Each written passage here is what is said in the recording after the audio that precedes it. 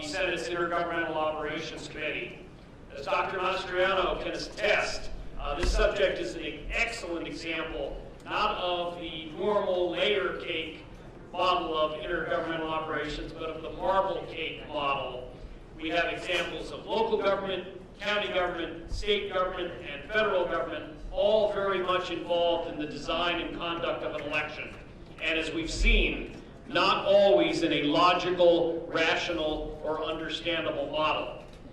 I have frequently reminded the students in the college classes which I have taught, as well as more recently our own governor, that senators and representatives and governors are not kings, we're not judges, we're not dictators. We are agents of public opinion, elected by the people for a fixed term as lawmakers to provide oversight on behalf of the public over our government agencies and, of course, as lawmakers. We're here today because we have all been receiving massive numbers of phone calls and emails and personal comments when we're out walking our dogs in our neighborhoods about the conduct of this election. My office has received a record number of contacts, over 25,000 phone calls and emails as of yesterday. We all know that Pennsylvania's Secretary of the Commonwealth changed the guidance to election officials the day before the November 3rd election, which added a completely new element of doubt to our process. Issues that should have been resolved by the legislature as recommended by Supreme Court Justice Max Baer were instead carried out by the Secretary without the approval of the Senate or the House. This committee held a similar event in January of 2020 on recent changes to our state's election laws. At that time, the Secretary of the Commonwealth assured us that this process would be carried out smoothly. The large number of complaints which we have received from our constituents tells us a very different story. That's why we're here today, again, as agents of public opinion. Senator Mastriano and his staff have assembled a number of witnesses who will share their experiences with us regarding the conduct of this year's election. We look forward to listening to that testimony. But before we turn there, I want to introduce my good friend, our caucus administrator, and as of December 1st, our incoming majority leader. Congratulations to Kim Ward. Thank you for joining us. Please, Kim, your statement. Thank you, Senator Arnold, and thank you, Senator Mastriano, for inviting me to participate in what I think is very, very important to the people of Pennsylvania. As Senator Arnold said, we have been inundated with calls and emails and messages in our social media. People are not feeling good nor confident about the process and the results because of that process.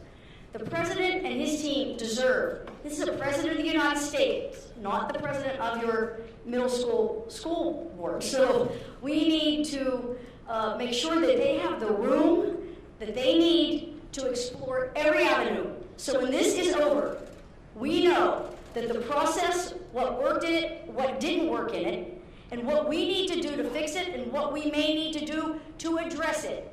This has been very, very exhausting and hard on so many in Pennsylvania. And I look forward to listening to what the testifiers and Mr. Giuliani have to say to us today. So thank you very much again, and thank you. Thank you, Mr. Senator Mastriano. Thank you, Kim. Senator Mastriano, please. Thank you, Senator Argo and Senator Ward. Thank you for being here and supporting us here. And welcome everybody to this most historic occasion and this most historic town. And what happened here in 1863, I think today we're going to see a turning of the tide because we have not really heard the truth of the arguments made on the other side of what happened. And we're dealing with a government and leadership in Harrisburg that wants to close their ears to what's happened during this election, and sadly, many in the media that are complicit and want to write off what happened. So for me, on this battlefield and remembering what happened 157 years ago, especially 157 years ago last week, where Abraham Lincoln gave his most famous address, and I think his final sentence captures why we're here today. He said that this nation, under God, shall have a new birth of freedom, and that government of the people, by the people, for the people, shall not perish in the earth. And everything is at stake in what happened during this election cycle. Everything. The republic is at stake. This is no game for us. And for any veteran in this room here who wore the uniforms, such as Brigadier General Scott Perry, thank you for being here, sir. put their lives on the line here fighting for a country, and to see that there's a group in this state and country willing to throw away our valuable and precious freedoms here for power. You know, for me,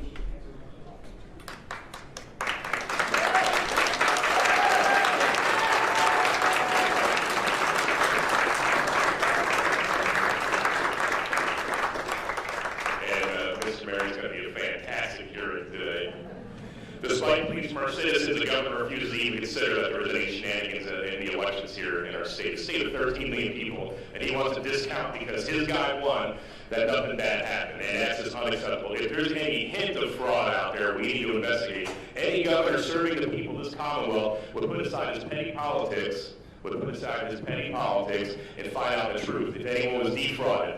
And at this point here, he's unwilling to do that. Let me point out some hard facts here.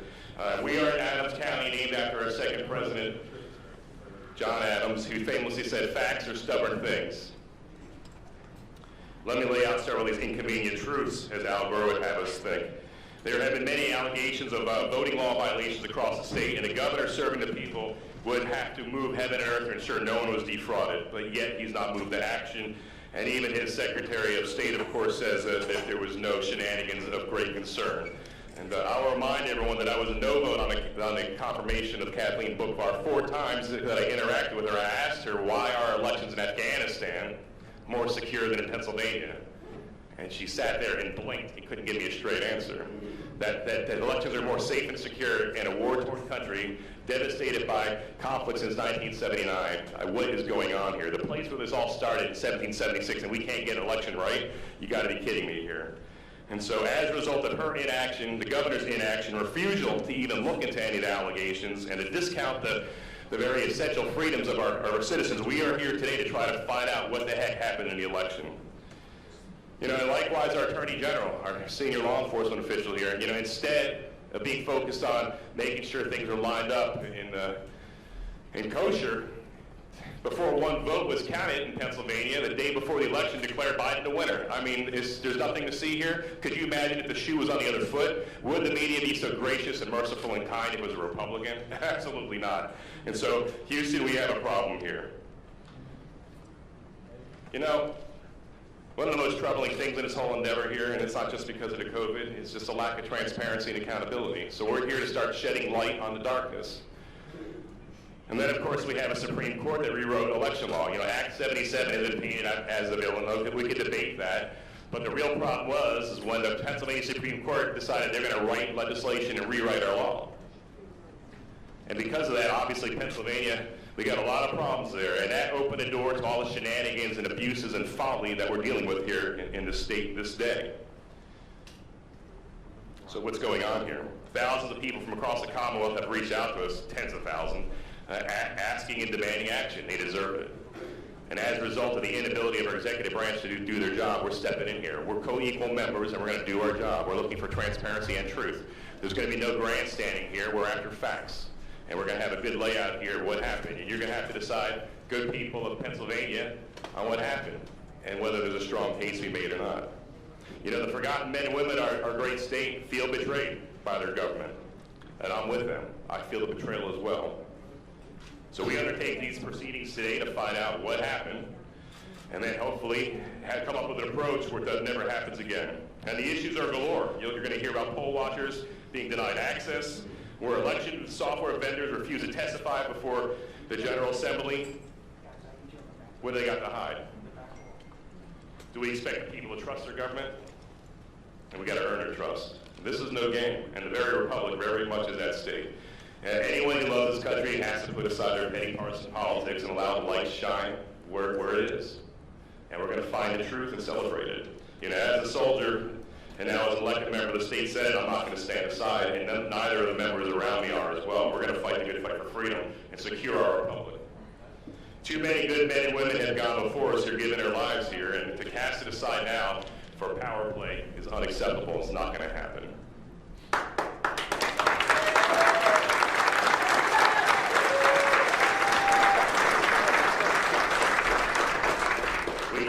Great men and women in uniform and those who lay down their lives and gave the last full measure of devotion a great disservice if we stay stand aside and allow bureaucrats and corrupt politicians to steal their voice and maybe even steal an election. We'll find out. John 8:3, thank you. John 8:3-6 says that if Jesus set you free, you're free indeed. We're going to walk as free people in Pennsylvania. This is where all started. Amen.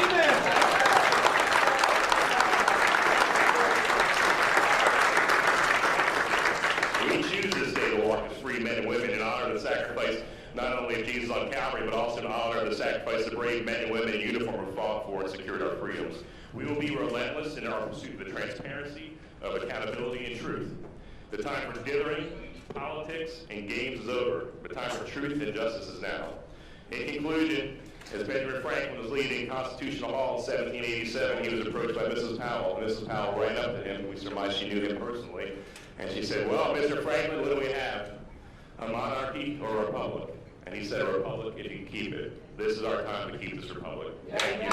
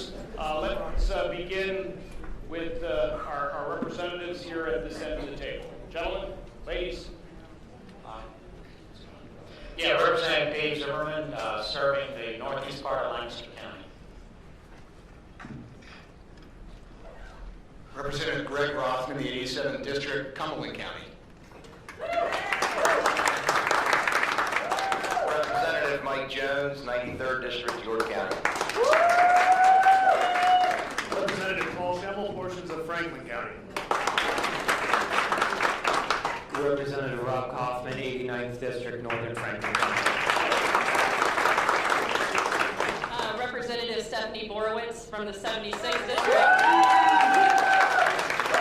I'm honored to be here fighting for freedom. Hi, Senator Judy Ward from Blair County, representing Blair, parts of Huntington, parts of Franklin County, part of Cumberland County, and all of Fulton County. I believe you know Senator Mastriano.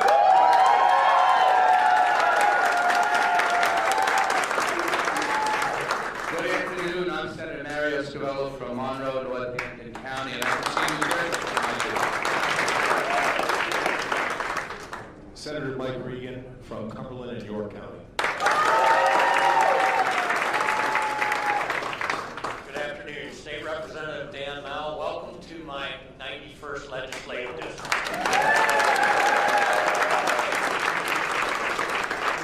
Representative Frank Ryan from Lebanon County. We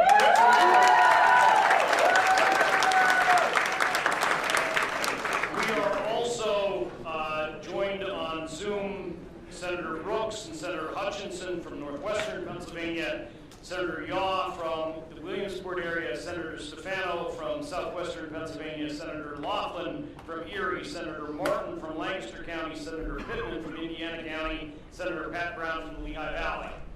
Also, my job as chairman is to remind our panelists to keep their microphones muted until it is your turn to speak, and also remind everyone to strictly observe our time limits. One other reminder to our senators and witnesses at the request of our Senate attorneys, this is a legislative hearing. Our purpose is to listen to the complaints of our constituents, the oversight of government agencies, and the need for possible legislation. We all need to conduct ourselves accordingly. With that being said, Senator Mastriano, I believe you want to introduce our first witness for 15 minutes. And we will hold, to the representative senators, so you understand, we will hold all of our questions until the conclusion of the sixth panel. I would just simply say, welcome to America's Mayor. Thank you, Mayor Giuliani, for being here.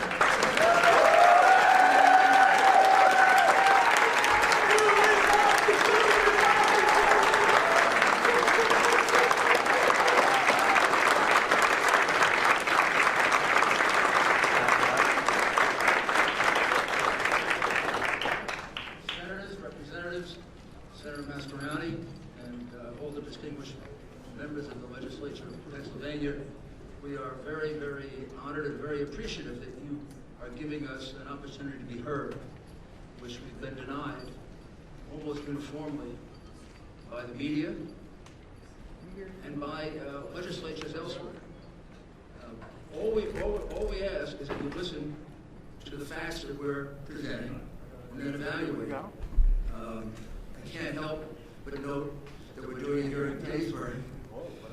Over 156 years ago, the fate of our country hung in the balance right here on this hallowed ground for 3 relentless days of bloody close combat between 2 armies that lost over 50,000 casualties. The fate of our republic was really decided that we'd be one nation, one union, one government, sharing values that are enormously important to us. And I don't want to overstate it, but I do believe that those values are at stake, not only in this election, but in the way this election was conducted and in what we're going to do about it. Because if we allow elections in the future to be conducted the way this election was conducted, we will have lost our democracy, our representative democracy. During the course of this election, we've come pretty close to losing our right of free speech.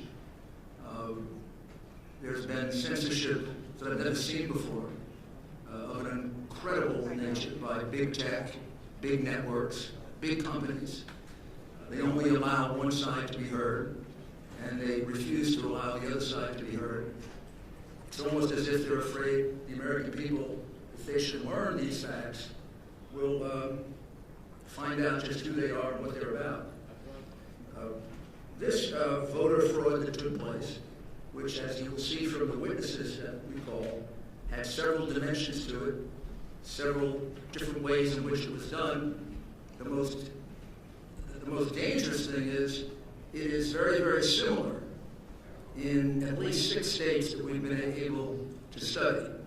In other words, what we're going to describe to you with these witnesses happened in roughly the same way in Michigan, Wisconsin, Nevada, Arizona, and Georgia. Primary device were the mail-in ballots. You know there was a fierce debate over whether we should have mail-in ballots in the first place. Many scholars, many experts always felt that mail-in ballots were very dangerous because they're very easy to forge. It leads to more defrauding. We were warned by Justice Souter, among others. We were warned by President Jimmy Carter and former Secretary of State James Baker in a report that they did on how to make elections more secure. They warned us that the one thing to do is do not go to general mail-in voting, because every place it's been used, it's led to tremendous fraud.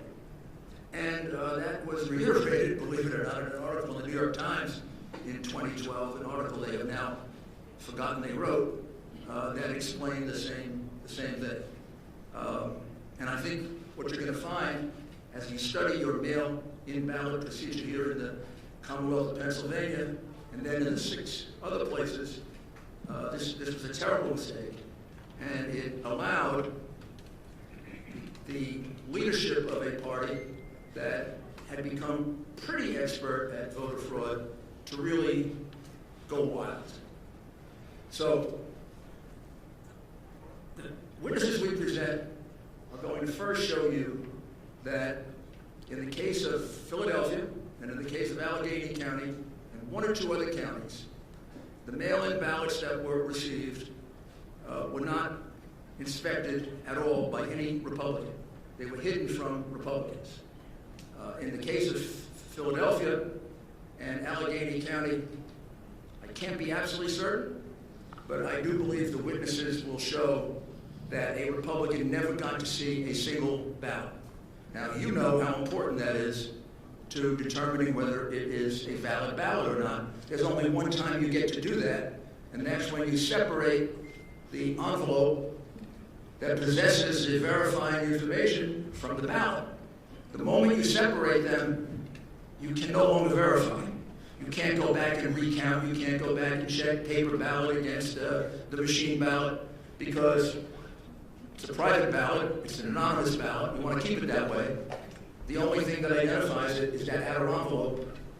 At that moment, when they're separated, gone forever. That's the moment at which inspections have been allowed, time immemorial, in America, Pennsylvania, all over other 49 states. Several of the witnesses here have been doing this for 20 or 30 years.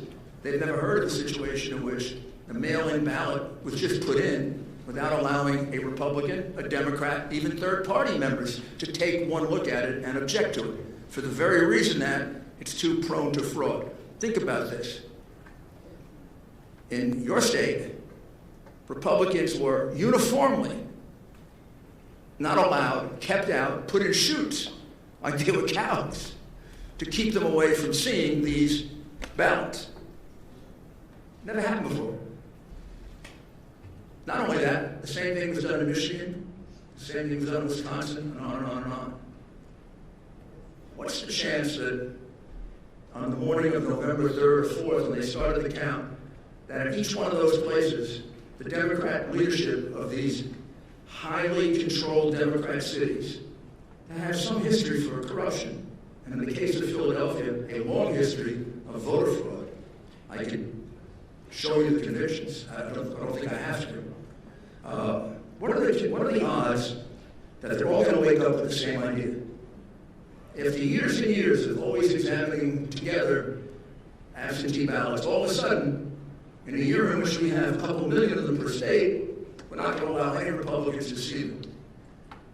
The person in Philly figures that out, Pittsburgh, Detroit, Milwaukee, Las Vegas, Nevada? Or is it more likely that this was a common plan? That maybe started with the whole idea of having mail ballots because it gives you a much wider range to cheat. When you had just a small number of absentee ballots, like 400,000, you have a certain range that you can cheat. When you have 250 or 2.5 million, you have a much bigger range to do that. So when you hear that testimony about not being allowed to see the ballot, you have to understand it's much more important than just that individual ballot. On election night, when I went to sleep, maybe when you did, President Trump was leading in your state by somewhere around 700 to 800,000 votes, depending on when you went to sleep. That's a huge number of votes. 65% of the vote had been cast. Under normal circumstances, like if this were a fair media, your state would have been called for Trump. I mean, Virginia was called with 10% of the vote. It turned out to be separated by 1%. I think we may have actually won Virginia. That's another battle. Michigan, we were ahead by 300,000 votes. Wisconsin, more. Georgia, we were down to 90% ahead. What are the odds that they all switched overnight? They just switched.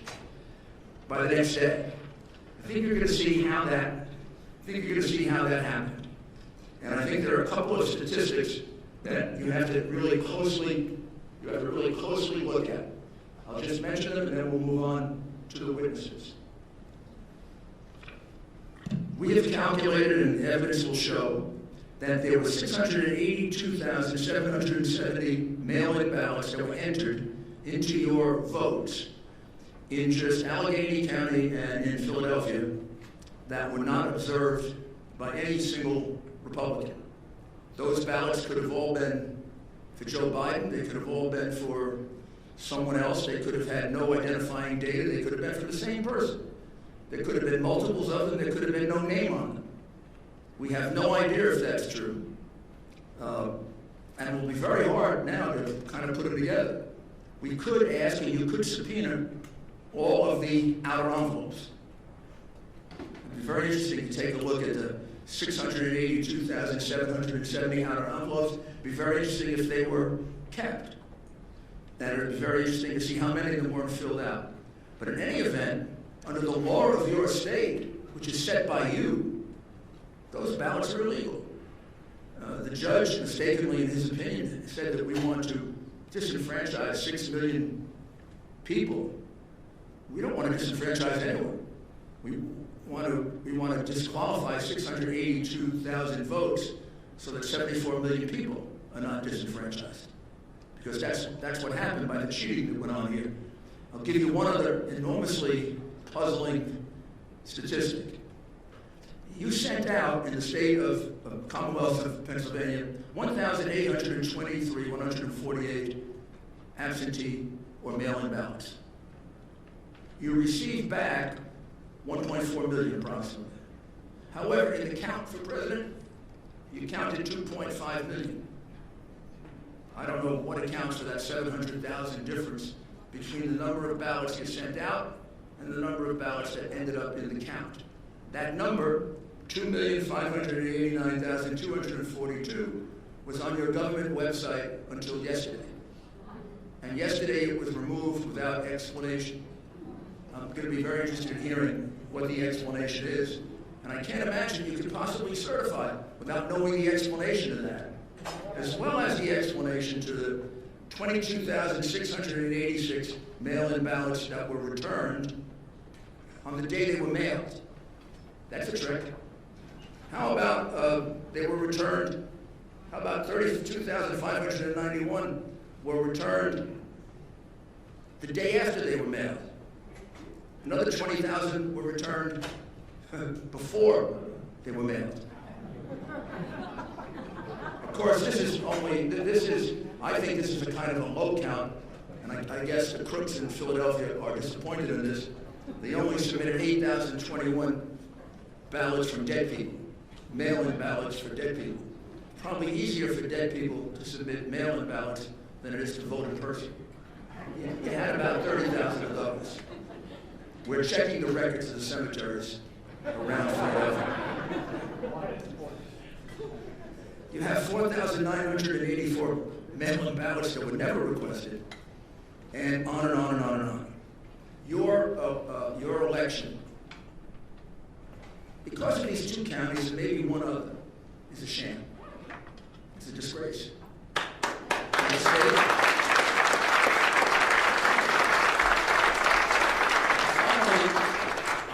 I don't need to remind you of this. I think I need to remind America of this. The election for President of the United States is not run by the governor of your state. It's not run by your election commissioner. The United States Constitution makes it clear who has the responsibility for running this election. Article 2, Section 1, Clause 2 of our Constitution. It doesn't say that ABC gets to call the winner, or CNN. It says,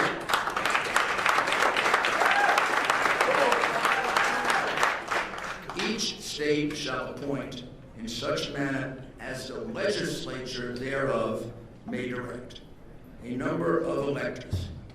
It's the state legislature that controls this process. It's your power. It's your responsibility. And I think you know, and you have to convince the rest of your members, Republican and Democrat, they owe that to the people of your state. And they owe that to the people of the United States.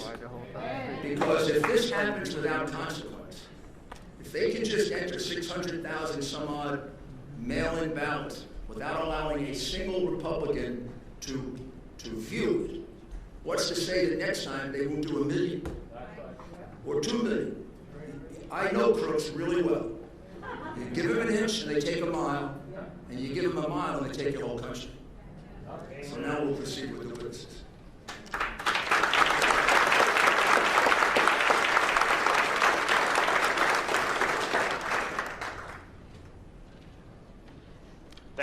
Thank you very much, Mr. Giuliani. I've been informed that we have also been joined on Zoom by Senator Kristen Phillips-Hill, Representative Don Kiefer, Representative Barb Gleim from Central Pennsylvania, Representative Darrell Metcalf from Butler County, and Senator Langerhoek from Johnstown area. Senator Mastriano, would you like to introduce our next panel for the, looks to me, several people for 15 minutes as well.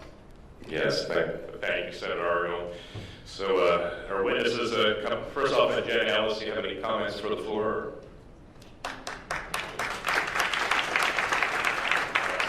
legal advisor to President Trump. Thank you very much. And I'll reserve my comments for the end, and I would just echo everything that the mayor so eloquently stated. Thank you very much.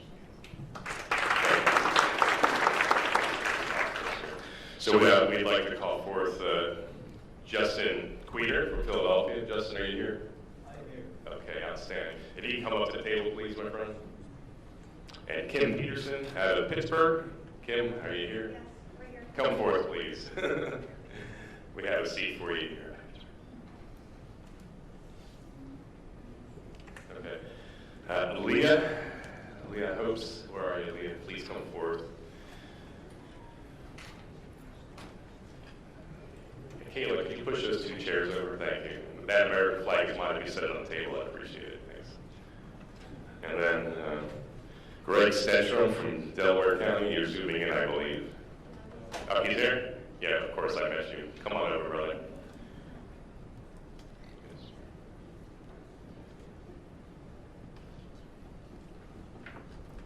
Okay, if you can, among yourselves, please divide up the next 15 minutes, and again, we'll hold all questions until the end.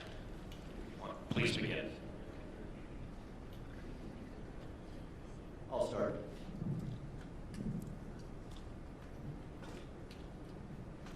Thank you, senators and representatives, for inviting me to this important hearing.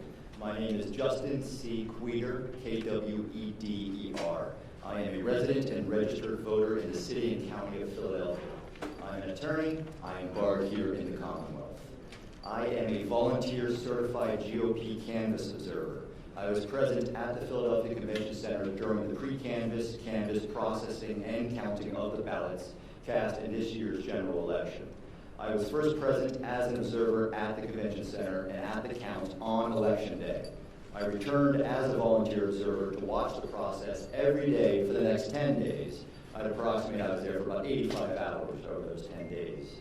Part of the reason that I kept going back was so that I could authoritatively speak about what I saw. And again, thank you for letting me be here. Because what I saw was problematic, to say the least. I can tell you that I am an eyewitness to many issues and irregularities that were observed in Philadelphia with the processing and counting of the vote. I was a witness to too many issues and irregularities to cover in a brief opening statement. And as such, I will now focus on just two issues that I did personally observe. First, the Philadelphia Board of Elections processed hundreds of thousands of mail-in ballots with zero civilian oversight or observation. The mail-in ballots were handled, processed, opened, and counted in Hall F of the Convention Center. Hall F is a vast room, approximately 350 feet by 350 feet. That's about 120,000 square feet. The Board of Elections erected a fence approximately 50 feet into the hall that ran the length of the room. All observers were corralled behind the fence. More than 100 board workers processed and opened mail-in ballots on the other side of the fence. These masked workers were arranged throughout the 120,000 square feet at a distance from the observers of about 10 feet to more than 200 feet away from us. Unlike what some may have reported in the media, the vast majority, and I'd estimate at least 96%, of the board workers were processing mail-in ballots 15 to 200 plus feet from us. Due to the distance of the workers from the erected fences, it was impossible for me or any observer to see what the workers were doing with any type of specificity. The observers were not able to challenge any decision or determination being made about the processing of these mail-in ballots. No civilian oversight over hundreds of thousands of mail-in ballots, zero opportunity for observers to observe, challenge, or inspect the mail-ins being opened. I find this to be an issue and to be irregular. Move on to the second point, the pink highlighted duplicate ballots, which I haven't heard about, at least not in the media. As the weeks progressed, the observers were informed that the board was going to be duplicating damaged mail-in ballots that could not be read by the scanners. I was told that there were more than 5,000 of these damaged ballots. I was also told that the actual number was unknown and could be much higher. The process for duplicating these ballots was for two workers to work as a pair. One worker reading out loud what was marked on the original damaged ballot, and the second worker using a pink highlighter to mark the choice on the duplicate ballot. The board's plan then was to run the pink highlighted ballots through the scanners where they would be counted as votes. The board workers did this pink highlighter duplication work over the course of a couple days until thousands of ballots were duplicated with these pink highlighters.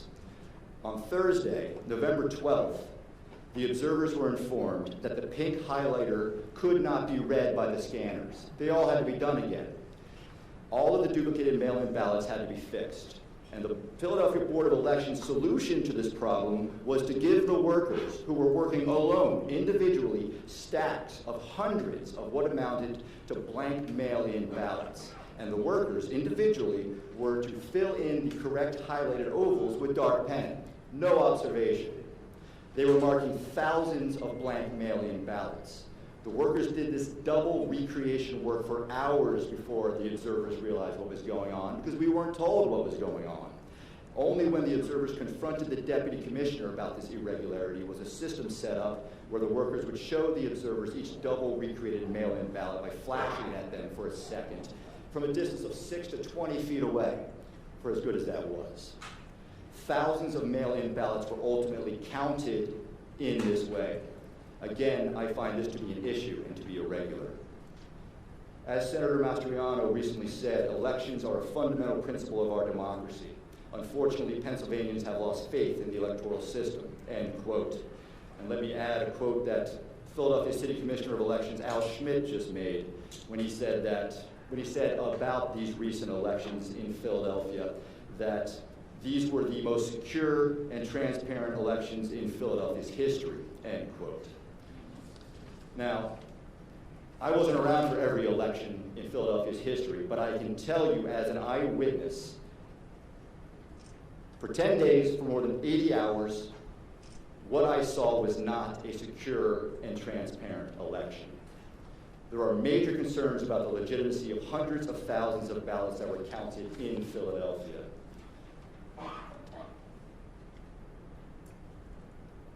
Excuse me. Let me finish with this. May I suggest to you that any restoration of faith on the part of Pennsylvanians in our electoral system can and will only be accomplished after an investigation into this election, only after the law is properly applied to this election. The idea that we can just move on by making sure that the law is properly applied in the next election is, in my opinion, unacceptable.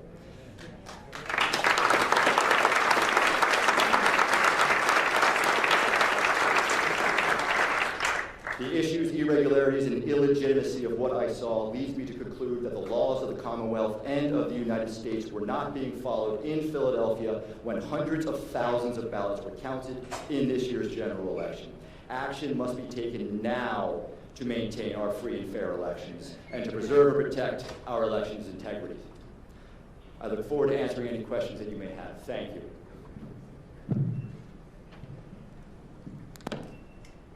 Good afternoon. My name is Kim Peterson, and I appreciate that I'm here today. Thank you all for having me here today. I'm from Pittsburgh, Pennsylvania, and I am here to tell you what I witnessed as a canvasser where the warehouse where they open the mail-in ballots and separate them from the envelopes, as we've been discussing.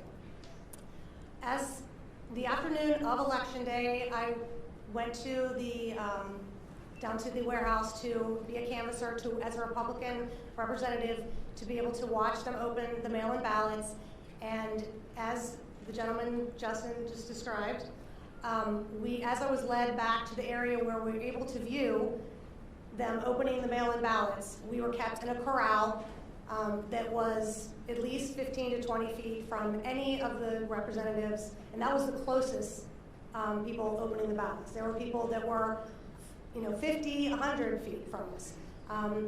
The closest that was 20 feet about, and you could not see at all the envelope, the ballot itself, where they were stacking them, anything that was required that we were able to be able to see. There were also monitors up around the area. The monitors were pathetic, to be honest. They were fuzzy, looked like they were using old technology as far as I mean, we have the most clearest televisions created, in the world now, and these were, probably from the 60s. You're looking at all of these multiple cameras, screenshots put together of people opening ballots, but you could not even see at all or witness anything if anything was any misdoing or anything going wrong. It was very discouraging on my part. I was very much looking forward to being a part of that day and representing myself and Pennsylvanians in a fair election, and I was, I guess, discouraged about it. I love this country, and I love Pennsylvania. I was not born and raised in Pennsylvania, but I have been here for 30 years, and it is very important to me that this election be fair, and thank you again for having me.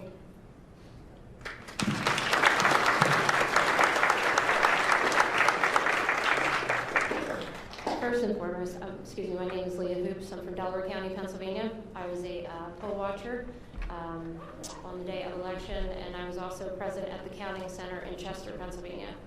So first and foremost, thank you to this committee and all those involved, and especially Senator Mastriano and former Mayor Rudy Giuliani.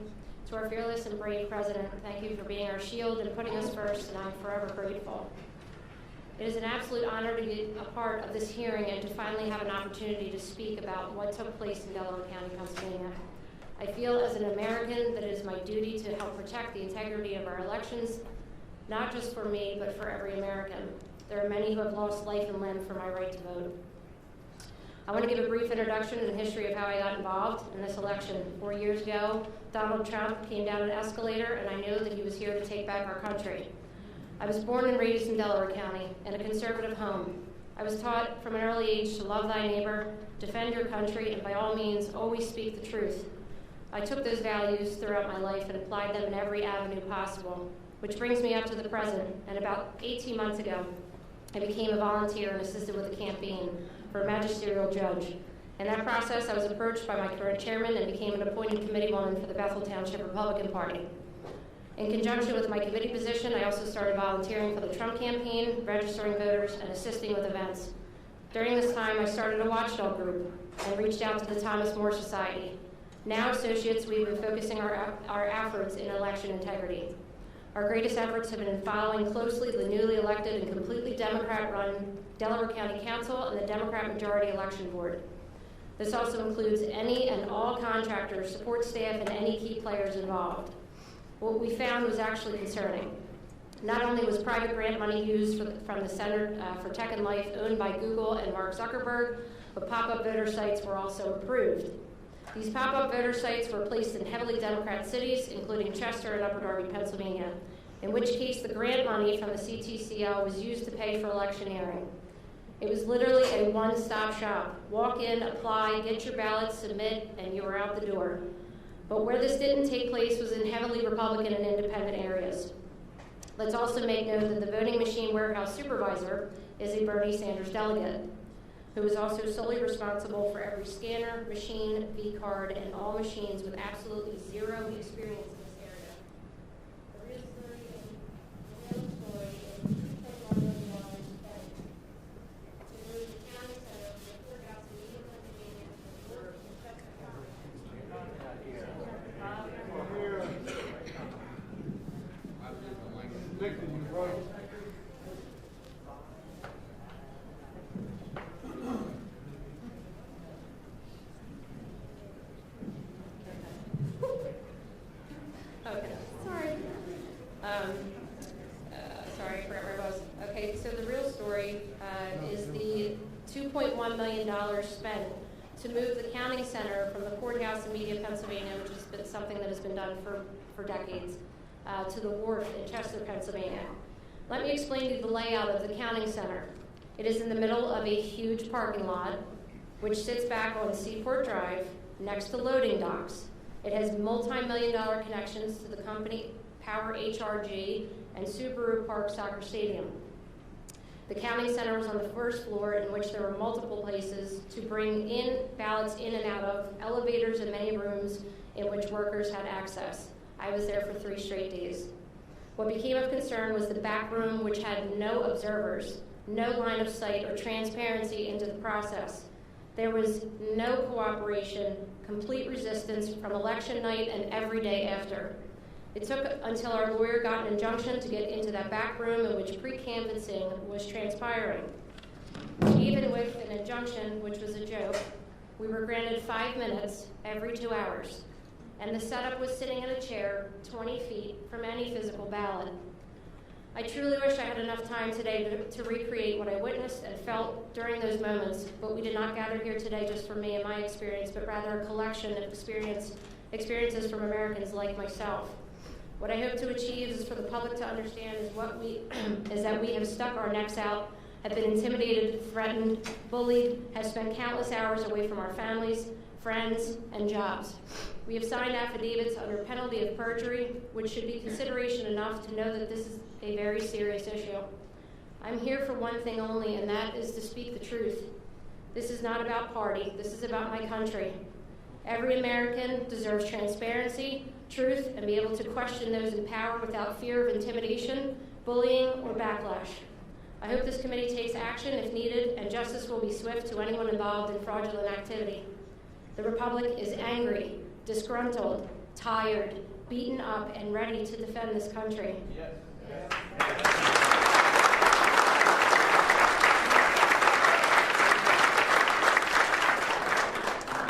Thank you.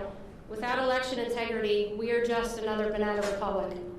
I thank you again for your time, efforts, and service, and it is an honor to be here and to be part of a historical moment. Thank you.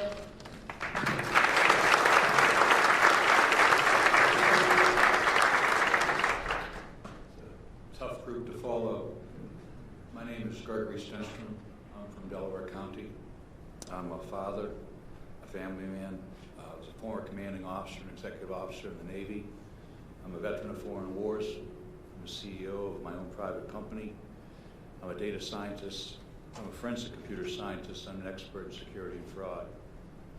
Leah had recruited me for this election, and I was glad. Thank you for that. So for the first part of the day, I was a poll watcher in the city of Chester, and I was with just another former U.S. Marine officer, and the two of us were the only GOP poll watchers in the city of Chester, which is about 40,000 people. Because of the consolidation for COVID, there were 7 polls we were allowed to, that we were able to make it to in 22 precincts. What we saw out there was pretty orderly and exciting. People were excited to vote. One of the things we saw out in the field was that people, quite a few people had done mail-in ballots. So they came in and they hadn't been updated in the Delaware County database yet. So they would come in and say, the database is not showing me on the database, I'd like to vote. So the process, one of the processes was to give them a provisional ballot. And then they would vote provisionally, and then later on their vote would be sorted out. That didn't happen. I observed, and the gentleman that was with me observed 7 different polls where the people were given a regular ballot. So they cast a vote, put it in. We let it happen a few times. We didn't jump all over them. It happened a couple of times. We went up. In all cases, the election judges were very forthcoming, very polite. They apologized and they said they couldn't do it. But that somewhat spurred me to go down to the counting center, which Leah described. It's on Seaport Ave. It's a remote building, not much around it. And I wanted to take a look. All day long I had been told that there were 10 to 20 GOP poll watchers down there and that everything was well in hand. And out of curiosity, I decided to go down. I arrived at 6 o'clock with 4 other gentlemen, again, former military and some good citizens from Delaware County. And we weren't allowed to get in until 11 o'clock at night, and we had to get some legal help to get us in. So it took us 5 hours to get upstairs. After that, what we saw here is, what I saw is, I really think the crux of this in Delaware County is, as an expert in this, I think it's impossible to verify the validity of about 100,000 to 120,000 votes. Now, Delaware County's got 425,000 registered voters. Approximately 300,000 of them voted. I don't know what the exact number ended up. Mayor Giuliani had nailed that number. But of that number, over 100,000 are in question in my mind. What I saw as a forensics expert was an election process that was forensically destructive in the manner it was conducted, with the envelopes being separated from the ballots and gone to the other side of the room. And the problem with that from being forensically destructive is that when you go to do a recount, okay, the machines did a pretty good job of recounting, so if I have 120,000 ballots, mail-in ballots at one side of the room and envelopes at the other side of the room, it's still going to come out 102,000 votes for Vice President Biden and 18,000 votes for President Trump. I don't care how many times you recount those votes, you know, the ballot's going to come out the same every time. So the notion of a recount in a forensically destructive process doesn't work very well. What I saw there was a chain of custody in all cases that was broken. It was broken for the mail-in ballots, the drop-box ballots, the election day USB card flash drives. In all cases, the chain of custody and the procedures that were defined by the Delaware County Board of Elections and Election Process Review they didn't follow one. I couldn't even redline this multi-page document because the entire document would be, they didn't follow any of the procedures. So I personally observed USB cards being uploaded to the voting machines by the voting machine warehouse supervisor on multiple occasions. I saw this personally. I brought it to the attention of the deputy sheriff who was there stationed, who was a senior law enforcement officer, and I brought it to the attention of the clerk of elections. I brought it to their attention, I objected, and I said, this person is not being observed, he's not part of the process that I can see, and he's walking in with baggies, which we have pictures of and it was submitted in our affidavits, and he was sticking these USBs into the machines. So I personally witnessed over that happened 24 times, over 24 times. We have multiple other witnesses that saw it, including Democrat poll watchers. And we were told, I was told the next day by the solicitors, well, actually not the solicitor, but the attorney that we had secured, that they said every election they leave a couple of USBs in the voting machines and they're brought back, and generally the warehouse manager comes over and puts them in. So in talking to the U.S. Attorney General McSwain and other law enforcement officers, I found out that was not the case. That generally, you know, more than two is unusual. So they denied they did it, but as of today, 47 USB cards are missing, and they're nowhere to be found. So I was told personally that these 24 to 30 cards that were uploaded weren't there. Those cards, I demanded that they didn't update the vote live time. They only updated it about once every 2 or 3 hours. I demanded they uploaded the vote so I could see what the result was, and it was 50,000 votes. And I think as a computer scientist, an American, and a patriot, it doesn't matter who those 50,000 votes were. I'll tell you they were for Vice President Biden. But what was shocking to me as an American, as someone who has gone to sea, gone to war, that that could even happen. So several other things that came up was on Thursday, it took us 3 days for them to obey the court order that I secured with Leah's help and the help of the Thomas More Society, who we thank incredibly good patriots. They got us in there. They got the order for us to get in and watch it, look at the back offices, which were locked for 5 minutes every 2 hours. I went in, I was the first one allowed to go in at 1:30 on Thursday, and then again at 3:30 for 5 minutes. The county solicitor had a stopwatch. On the first time I was not allowed to touch anything, the second time I did. what I observed in the locked room in the back office was 70,000 unopened mail-in ballots. They were in boxes of 500, stacked in neatly. The gentleman that came in with me was a Democrat poll watcher, is a forensic pathologist, a very detailed, very dedicated man, and he took meticulous notes as well. And I verified with him, are you seeing what I'm seeing? We both agreed as GOP poll watchers and a Democrat poll watcher that we had witnessed 60 to 70,000. We had a little bit of a disagreement there. The problem with that was by that time, the mail-in ballots had already been counted. So 120,000 mail-in ballots had already been counted, posted, and done. So my question is, where did the 70,000 ballots go? And nobody knows. We have a picture in here of a large number of boxes that I took that were filled with what appeared to be ballots, sitting by the Blue Crest machine. They were there for about 3 hours, and then they disappeared. I found it notable when I watched it, when they were taking the ballots up and down. I said, I am an expert in fraud. I saw the ballots going up multiple elevators and racks, and I think a lot of well-meaning people and a lot of honest people were there doing that. They were trying to participate in the process, and I would say that 99% of the people there, the way the process was designed, I believe that people thought it was a non-fraudulent process. I heard that said many times.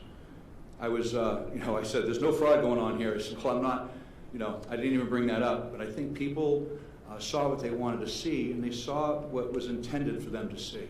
I called it at one point kabuki theater. I said it was all designed for us to see it. It was entertaining. There were cameras on it. When we finally got into the back room where the votes were being ingested, as a data scientist, I want to see where the data is coming in. And I wanted to know the universe of the votes. Well, the universe of the votes was only supposed to be 120,000 mail-in ballots. We were told there were 6,000 ballots remaining. So I said, okay, we have a universe of 126,000 votes. And then when I get back there, the universe wasn't 126,000 votes. The universe was 200,000 votes. So that's a problem. I think the last thing a couple of other things is the Blue Crest sorter machine was only manned by one person. People ask me all the time, how do people commit crimes? I know there's a lot of theories here, and I always look for the simplest thing. People that sticking USB sticks in, putting ballots in. Very simple thing, only takes a couple of people. It doesn't take a big conspiracy.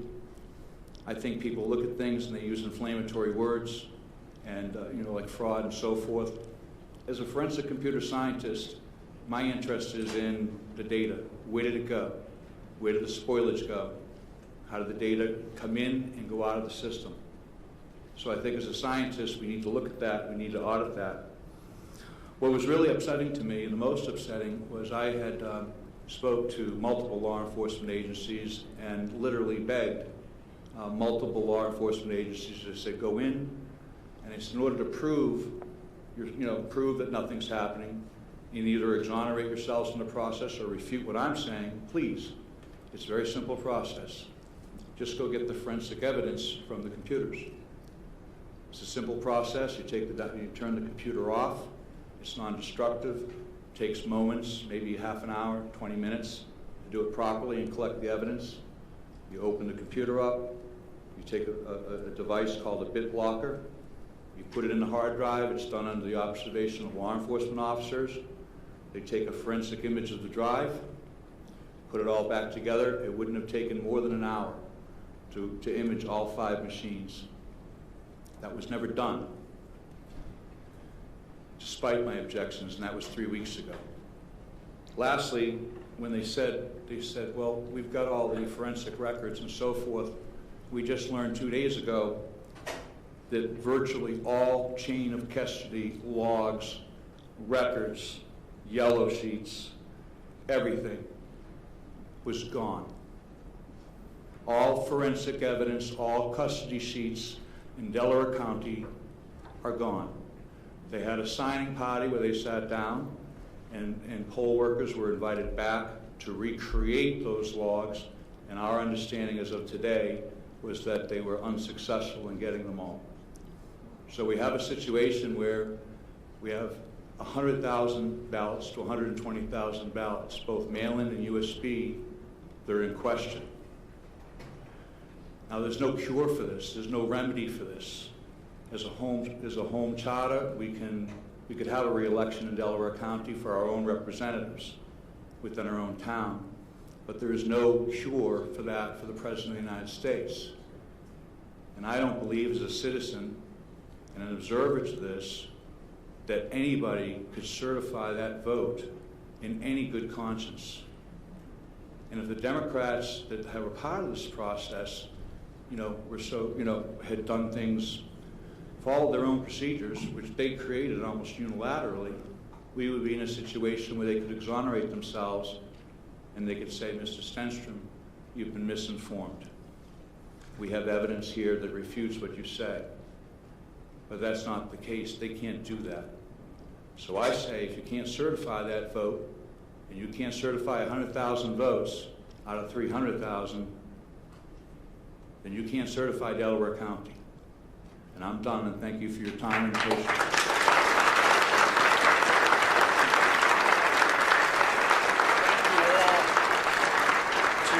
This panel, before I have Senator Mastriano introduce the next 15-minute panel, I want to note that we've also been joined on Zoom by Representative Kathy Rapp from Northwestern Pennsylvania. Doug? Thank you, panelists. If you can stay in the area, we're going to bring up the next group here. We're going to save questions and answers for the end. Mr. Mayor, I understand my list might not be synchronized. I'm going to ask you to introduce the next folks coming up to testify. If you could pass the mic to the mayor, somebody. Thank you all.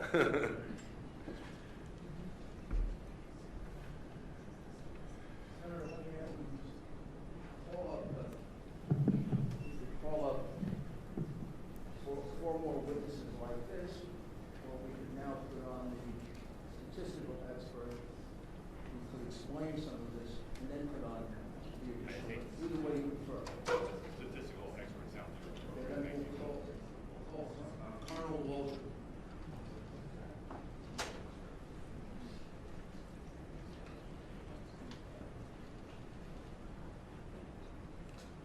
And if you don't mind, if I can interrupt and ask him a few questions, I can probably get it directed. It's good for me to do that, I don't understand it, so. I'm only kidding. Colonel, please introduce yourself. Good afternoon, Senator, Colonel, and gentlemen, ladies. My name is Phil Waldron. I'm a retired Army Colonel, 30 years. Spent the first half of my career, just like Colonel Mastriano here, as a cavalry officer conducting armed reconnaissance, counter reconnaissance. Last half of my career spent in information warfare as a psychological operations officer and information operations officer. Conducted computer network operations, electronic warfare, special electronic warfare, deception, counter-deception, and OPSEC, and a couple other specialties. Military intelligence officer. Still got stats in his purse. So I spent all of my time as an operations officer. My perspective, looking at this problem set, is how to break in, how to break it, how to destroy it, how to manipulate it. And my team has been researching this specific issue since August, but we're working with another team that's been intently working on this problem set, the voting machine manipulation, for 2 years, since the Ted Cruz and Beto race in Texas in 2018 and the Kentucky governor's race, where there were significant anomalies observed. And I'd like to add that there are many, many more teams like ours, small teams that are joined in this fight, and they're throwing the flag left and right. So there's a lot of folks who are recognizing anomalies. The voting systems in the U.S. And in Pennsylvania were built to be manipulated. They've been used in elections around the world and stolen elections around the world. Venezuela, Italy, Argentina, Singapore, Bolivia, as close as 2 weeks ago. Philadelphia uses ES&S, Pittsburgh uses Dominion, other counties in Pennsylvania use Dominion and other systems. So what's the real deal? So all of these election systems have a common DNA. SGO Smartmatic sold Sequoia voting systems to Dominion in 2010. And then the Diebold company spun off Premier Election Systems to Dominion as a result of an antitrust suit.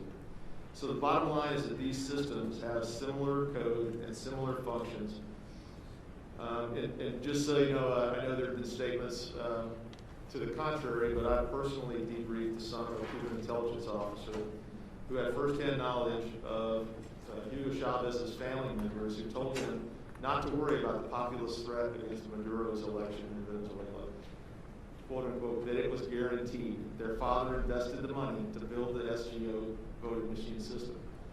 So I have no reason to doubt this gentleman. He's sworn an affidavit to this effect.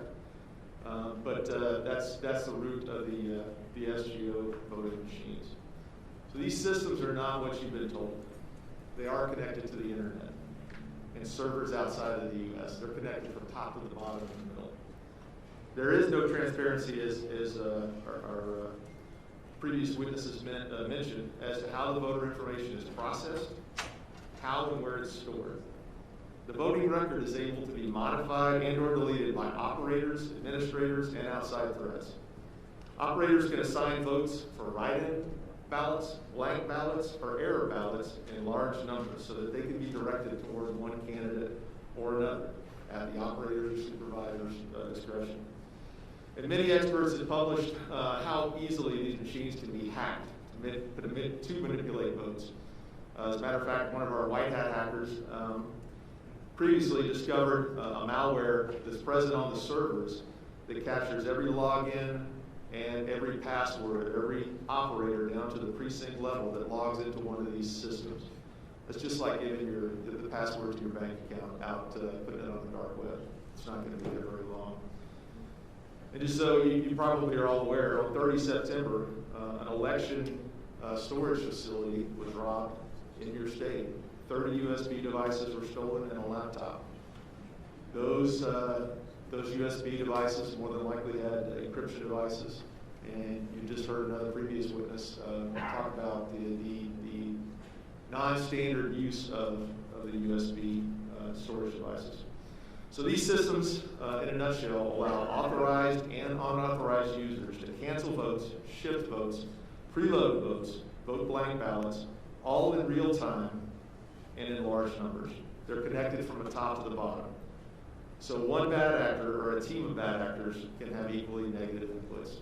It's been described by another person in another state that we're working with, just like the lotto. Whoever organizes the lotto is always going to win. It's controlling the numbers and it's controlling the margins. Our experts and other academics believe that up to 1.2 million Pennsylvania votes could have been altered or fraudulent. This is what we discovered in the last 22 days. Really, only a detailed forensic analysis of the actual machines and software will truly show how many Pennsylvania citizens have had their civil rights violated. Okay, great. So to use these type of machines with little or no audit trails, little or no transparency of how the votes are processed, where they go, where they're stored, will never leave the public satisfied that we truly have a representative democracy. I'd like to correct something the mayor said. I am not a statistician. I'm a combat officer and didn't do well in math. But I can understand the numbers that he put out earlier. Want to share with you one chart. I believe it's in your package. So what our team has done is focused on the spike anomalies. And these are events where a numerical amount of votes are processed in a time period that's not feasible or mechanically possible under normal circumstances. I believe Greg Stenstrom mentioned earlier the processing of these ballots through machines. There's a manufacturer specified rate of speed that a number of ballots can be imaged and processed. These spike anomalies in this chart really show where for us to look forensically to actually determine what happened with these votes.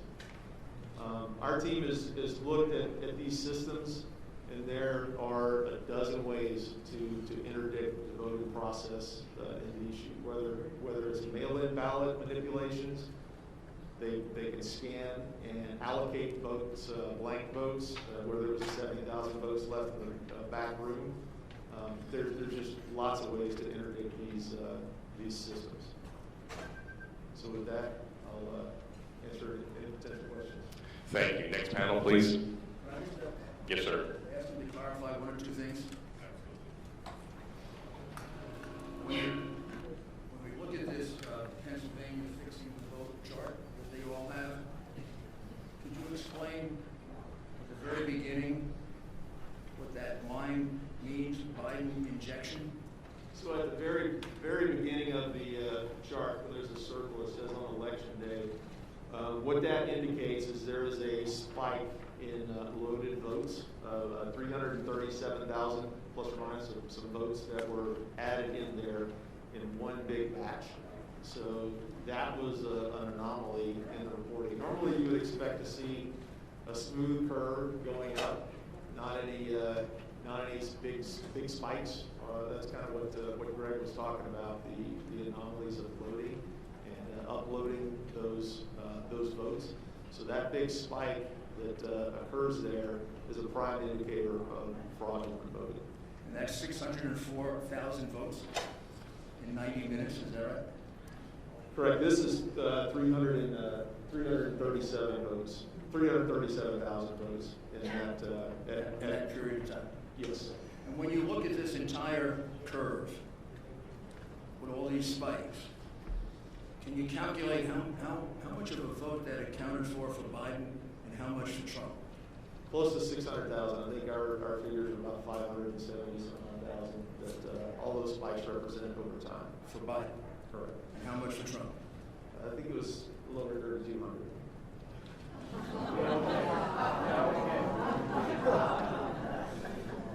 Now, just to go back to your original document, this one pager that they all have. Mail-in ballots counted without being observed. Those are the ballots we were talking about that were not observed in Allegheny County and in Philadelphia. Correct. All right? 682,770. Now, this is the part that is a mystery. Mailed ballots sent out, 1,823,148. When you go to the final count of the vote, there are 2,589,242 mail-in ballots. What happened? How do you account for the 700,000 mail-in ballots that appeared from nowhere? So our cyber team uses white hat hacking techniques to gather a lot of publicly available information, and that information was from the Secretary of State's website. That website has been updated as late as 11/16 this morning with provisional and mail-in ballots, so those numbers are still changing. They changed last night, so it's a continual target. This is 22 days after the election. That number, the 2.5 million number is no longer on the website. It's just been taken off? It's not there. Is there any explanation for why it's been taken off? There is no information. But has there been a change made in the 2,589,242 mail-in votes that have been counted in the total vote? I'd have to check with the Secretary of State's website. And could you also check and see, is there any change in the 1,823,148 ballots that were sent out? The mail-out ballots number seems to be holding steady. And was there any other method of producing ballots other than sending them out? Not that we're aware of, unless there's previous witnesses and testimony that the potential for multiple ballot counts. So ballots could have been. Have you ever gotten a chance to examine any of these ballots? No, that would be part of the forensic process. One suggestion that whoever does the analysis is using paper and ink analysis with a micro photospectrometer. that would analyze the ink on the ballots to see if they were mass produced. So in addition to the 682,770 ballots that were entered without a single inspection of any kind, there also appear to be something like 700,000 ballots, mail-in ballots, that were never sent out, that were counted. There are noted discrepancies in the That's a Secretary's pretty big discrepancy. Yes, sir. And that's been there. Thank you. We do have to press on to the next panel since we have a lot of questions pending here. Mr. Mayor, could you introduce the next panelists? So now we have Jane Winters, Gary Feldman, who's going to be on a Zoom. Is he here? Then have him come. Yeah, please come up as you call. I believe Charles Nudo, N-U-D-O,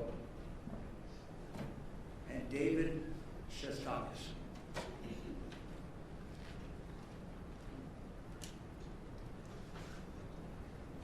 I think I have them all. You got them all, Mr.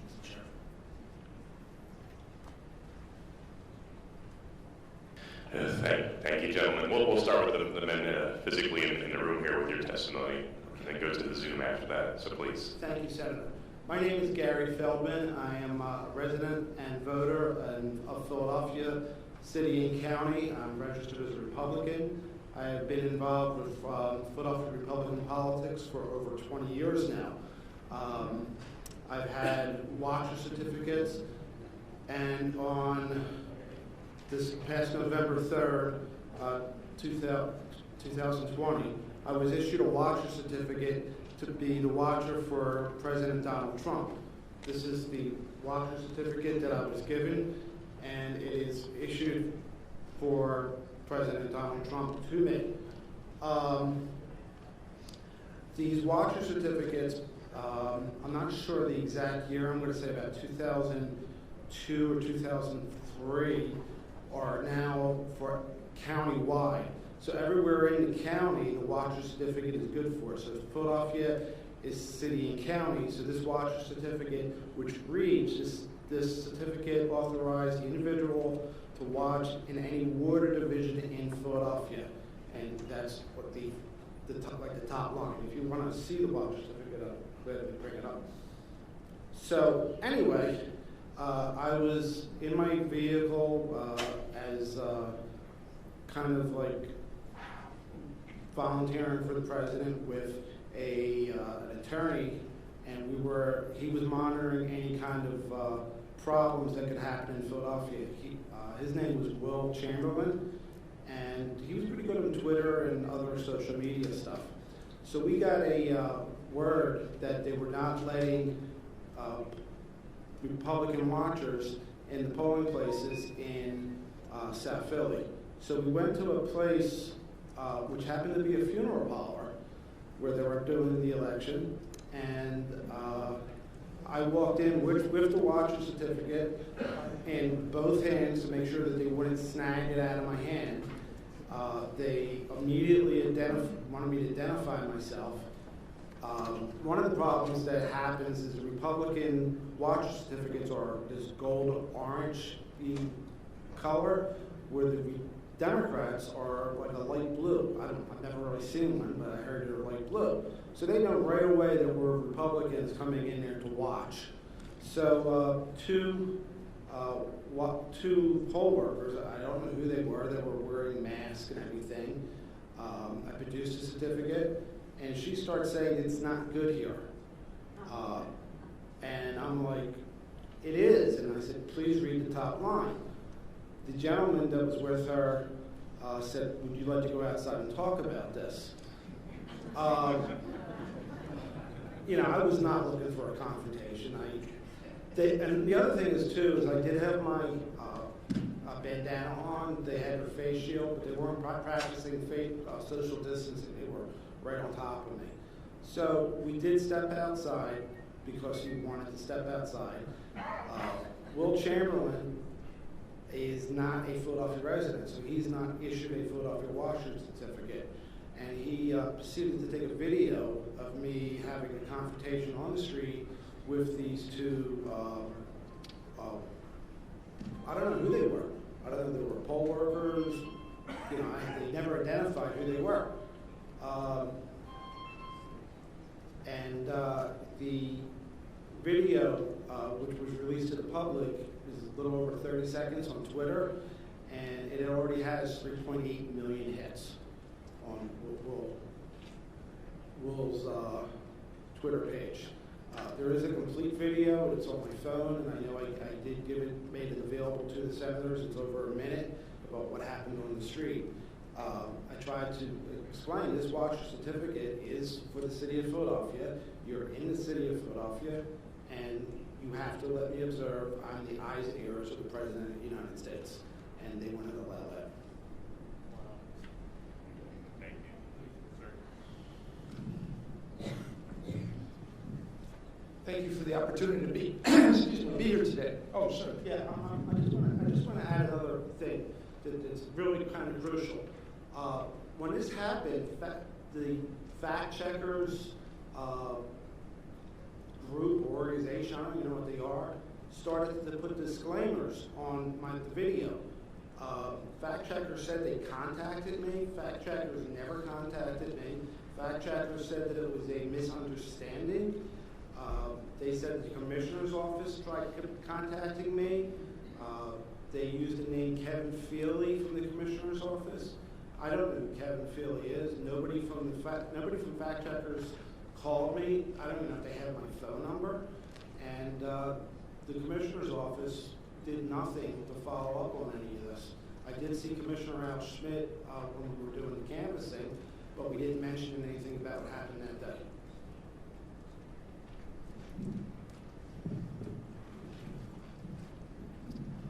Good afternoon. I'm Dave Shostokis. I'm an attorney, licensed to practice law in Illinois and Florida.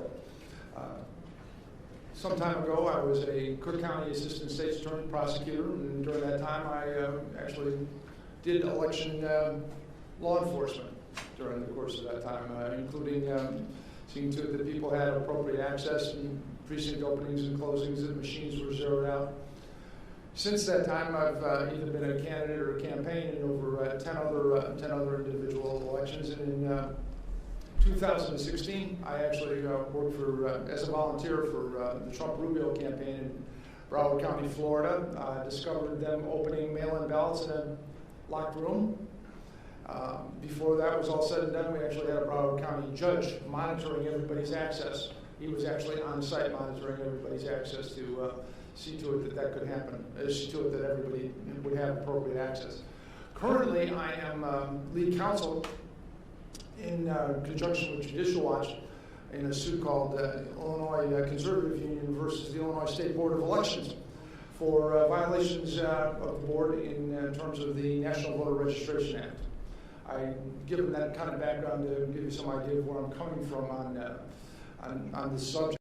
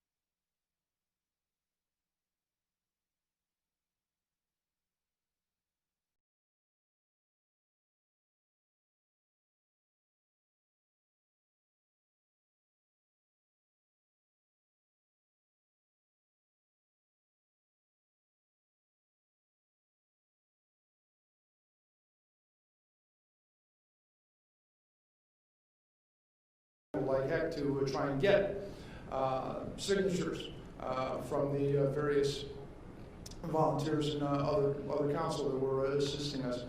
Needless to say, we lost about 20, 25 folks that we were unable to get the credentials to in advance and get the signatures back and forth and all the things necessary to do that. So I wanted to mention that you're hearing about global, huge global issues, but it goes down to the petty as well.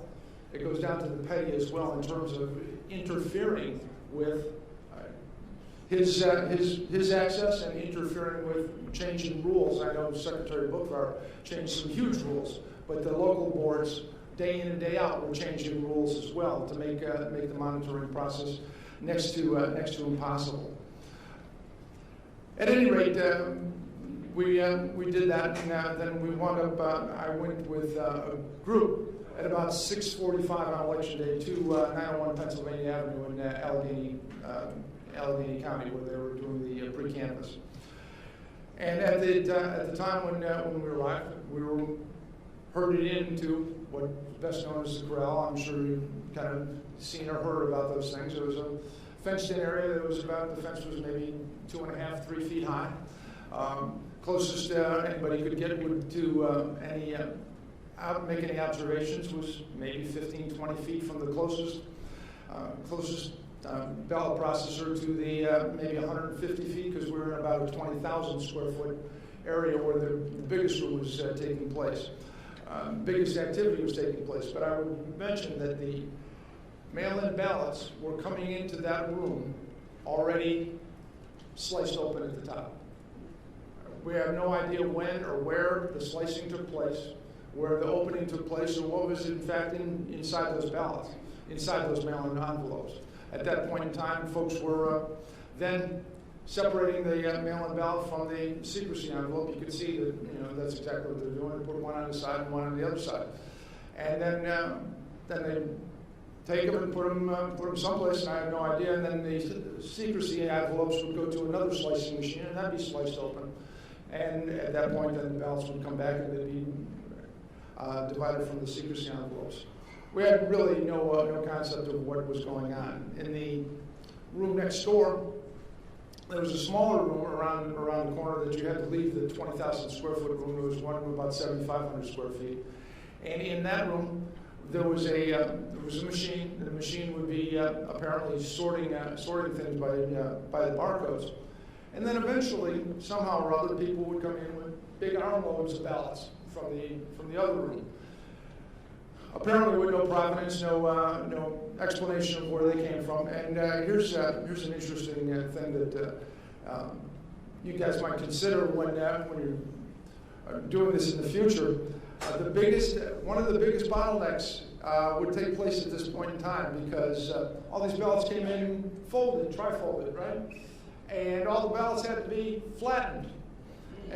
And so they would take the ballots and put them under big stacks of reams and reams of paper to flatten them out, and then there'd be workers kneading the ballots to try and make them so that they could go through the machines. And when everybody said, well, you haven't counted anything for X number of hours, and they said, well, we're trying to flatten the ballots. It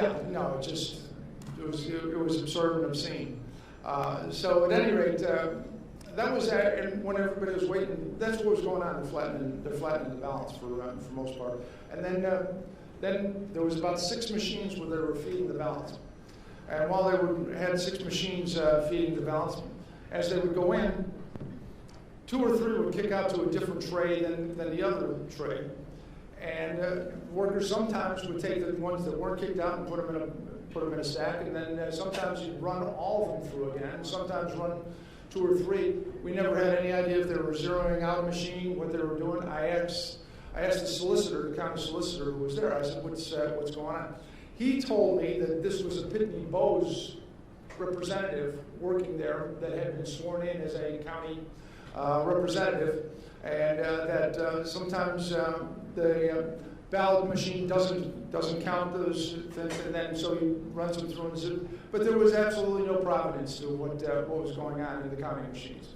I have no idea, because of course they would just take stacks of ballots that have been sitting under reams of paper trying to be flattened, and then run them through the machine. So we have no idea about that.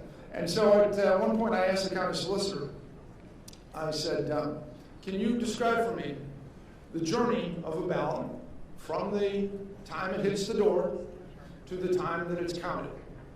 Where does it go? What's the process? Etc. I had a short answer, no.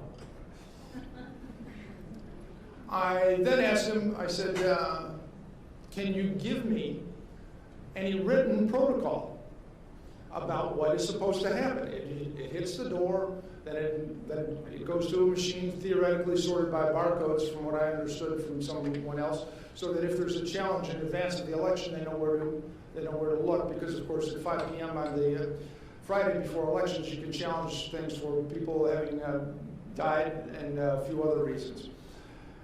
And but then I asked, is there any written protocol for that? And he said, no, we have no written protocol for what we're conducting, what we're doing here. So he answered, he's supposed to be the one giving legal advice to people on how to legally handle ballots. And he tells me that he doesn't know how they're handled, and he tells me that there is no written protocol on how they're supposed to be handled. So I might suggest that there was just literally no way to change. I mean, there was no way to challenge. There was no way to look at those ballots. And I would say, in my experience, electoral experience, one of the things that legitimizes elections is the ability of not a disinterested third party to review what the process is, but actually an adversarial third party to review what the process is. And this was completely and utterly absent. I had about 25 other affidavits from other folks that had joined me during the time that had been part of this that describe essentially the same thing over there in Allegheny County. Most of whom were attorneys and had been versed on the comings and goings of the Pennsylvania Supreme Court, which I might suggest ultimately the last decision in Ray canvassing, when the Pennsylvania Supreme Court ultimately said that it doesn't matter how far you're away from the ballots because you don't have the right to challenge anything anyway. I read the opinion and I said to myself, the Pennsylvania Supreme Court just called off elections in the state of Pennsylvania. And I would suggest that the remedy for what the Pennsylvania Supreme Court does lies with the distinguished legislators that are before me. But the fact is if there is no opportunity for anybody to look at them, and the court has the temerity to say, it doesn't matter if you come in or not, it doesn't matter how far you are, because even if you're there, you don't have the right to do anything. If you could summarize, sir, we are running out of time. Yes, I'm sorry. I apologize for being an attorney.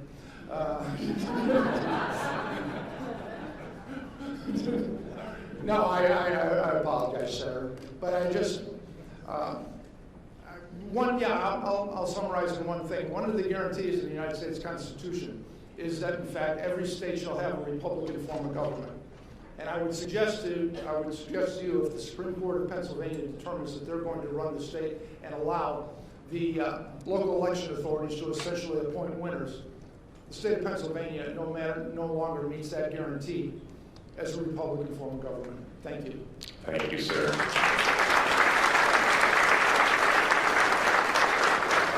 If we go to our two witnesses on Zoom now, you can come forth. And go ahead and start when you're ready.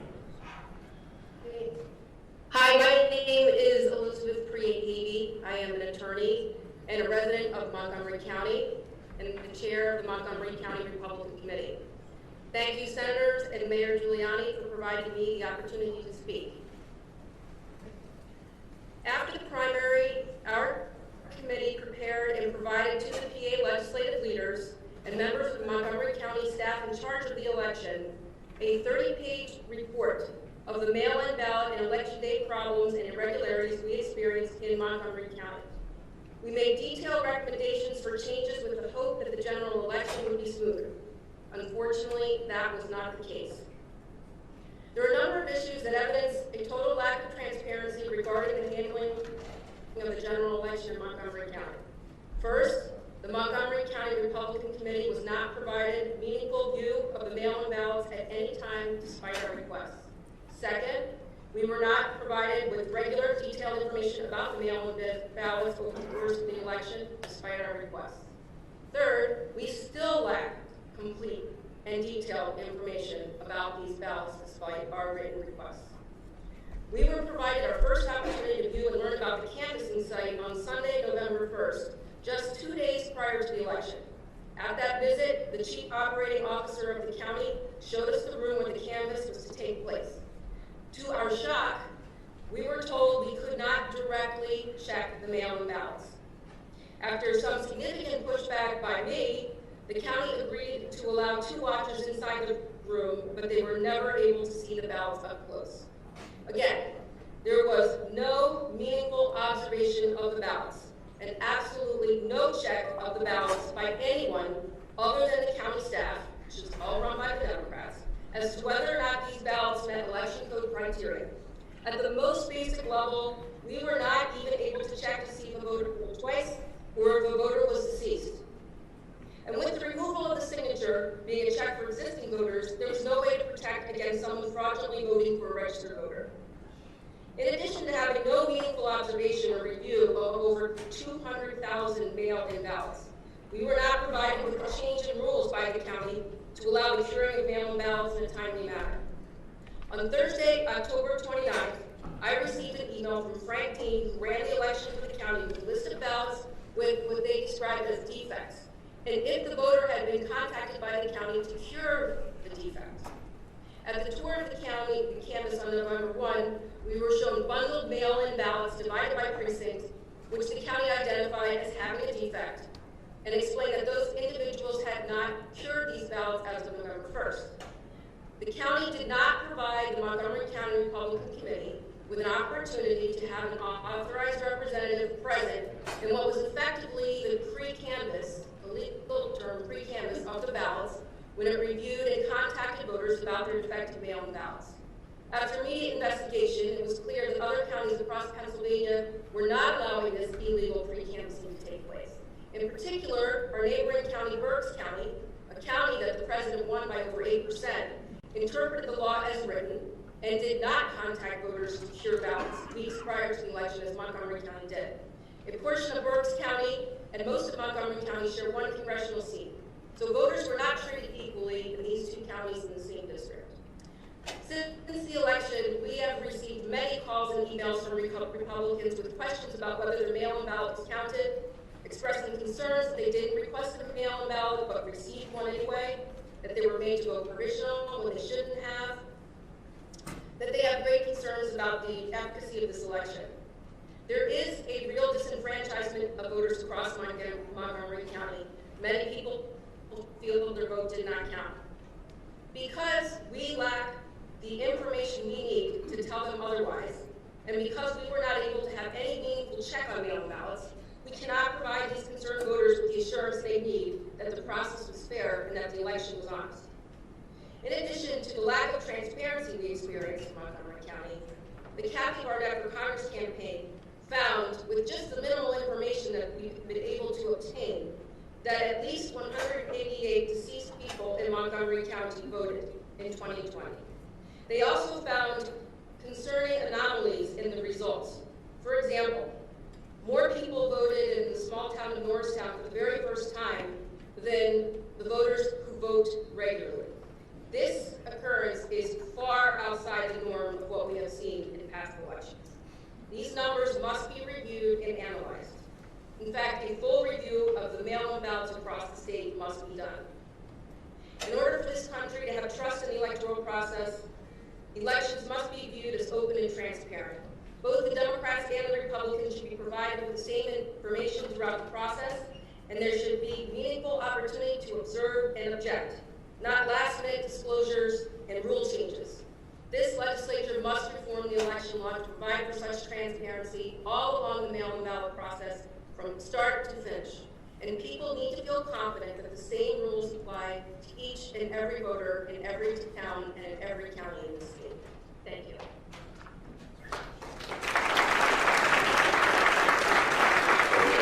Next member on the Zoom, are you up? Thank you.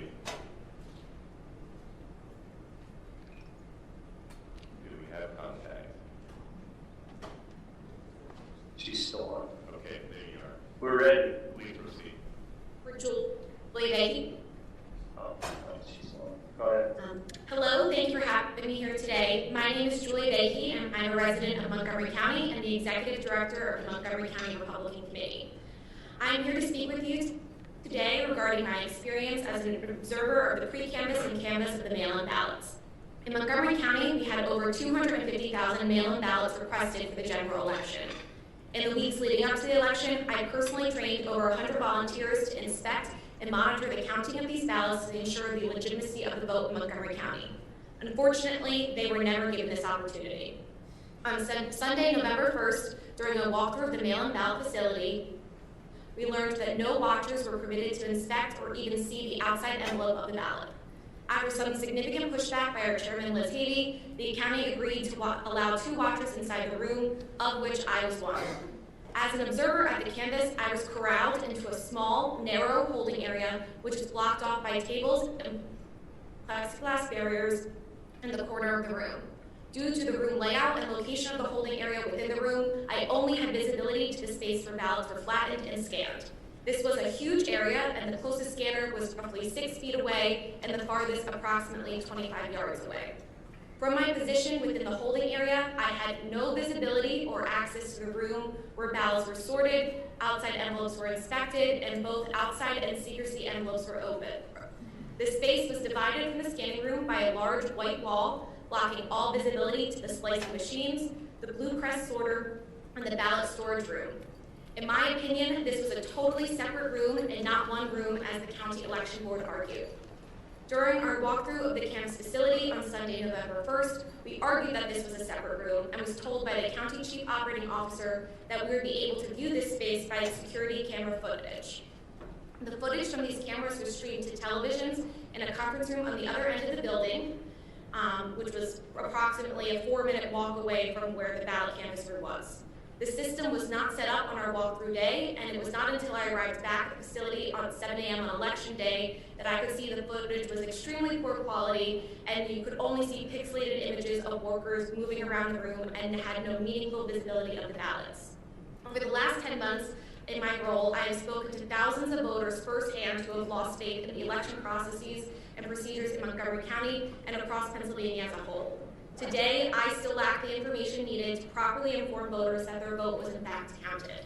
I thank you for holding these hearings today and hope that the appropriate legislative changes are made to restore confidence in our elections. Thank you. Thank you.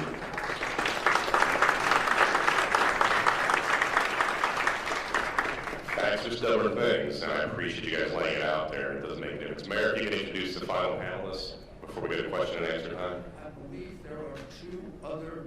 2 more on Zoom? Okay, please come forth, friends on Zoom, when you're ready. Here we are. We're here, but we can't see ourselves. Can you hear us? We hear you loud and clear. Please begin. Okay, my name is Charles Newell. I live in Drums, Pennsylvania. Can you hear me? Yes. Can you see me on the screen? You're not on the screen.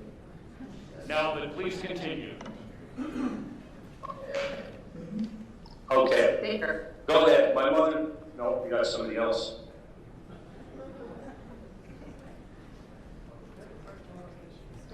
Well, let's go with what we got. Please start. Can you see us? Yes. Can you see us? Yes, we have the 2 ladies. Barbara Salika. My name is Barbara Salika. I went to the voting polls on November the 3rd to vote in person.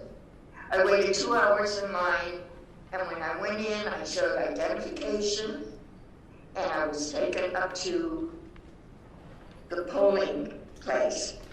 The polling man showed me what to do, turned it on, and said, go ahead. I voted, And I printed it out, and when I got it and I looked at it, Trump was not on there. I voted for Trump and it wasn't there. My daughter, I called her over and I said to her, look, his vote is gone. I voted for him. So I called a poster over and he said, it's not supposed to be seen. It's for privacy. Just put it through the scanner and you're done. It bothered me. It's been bothering me since because I voted. And was it counted or was it flipped? I don't know. And I'm speaking on my mom's behalf also as a witness. My name is Cheryl Nudo. I was there that day. I drove her to the polls. When she got done voting, she showed me the printout, and she was saying how the president's name that she voted for was not printed out, but all the other delegates that she had voted for were on the printout. Me not knowing, because I had not voted yet, how the printout was supposed to look, we went to the pollster that was there and asked him why the president and vice president's name did not print out when all the other names of the candidates printed out that my mother had voted for. It seemed very strange, but not knowing any better, we asked, well, what is the next step? And he said, he said that it did not print out because that's for voters' privacy, that none of them vote, but none of them print out. So we asked him what the next step was, and he said to put it through the scanner. So that's what we did, and we left, and it seemed very odd. Then I went to where I live in Drums, Pennsylvania, which is about 10 miles south of where my mother voted. And I voted, no problem, everything printed out just as it should, and I scanned it through. So it just seemed very odd, and we wanted to report that in my mother's area, which was Fairview Township, it seemed very odd that it did not print out. Thank you. Okay, I'm Charles Ludo, and by the way, my mother-in-law is 84 years old. She forgot to mention that. Anyway, my wife then, I'm sorry, she's 80.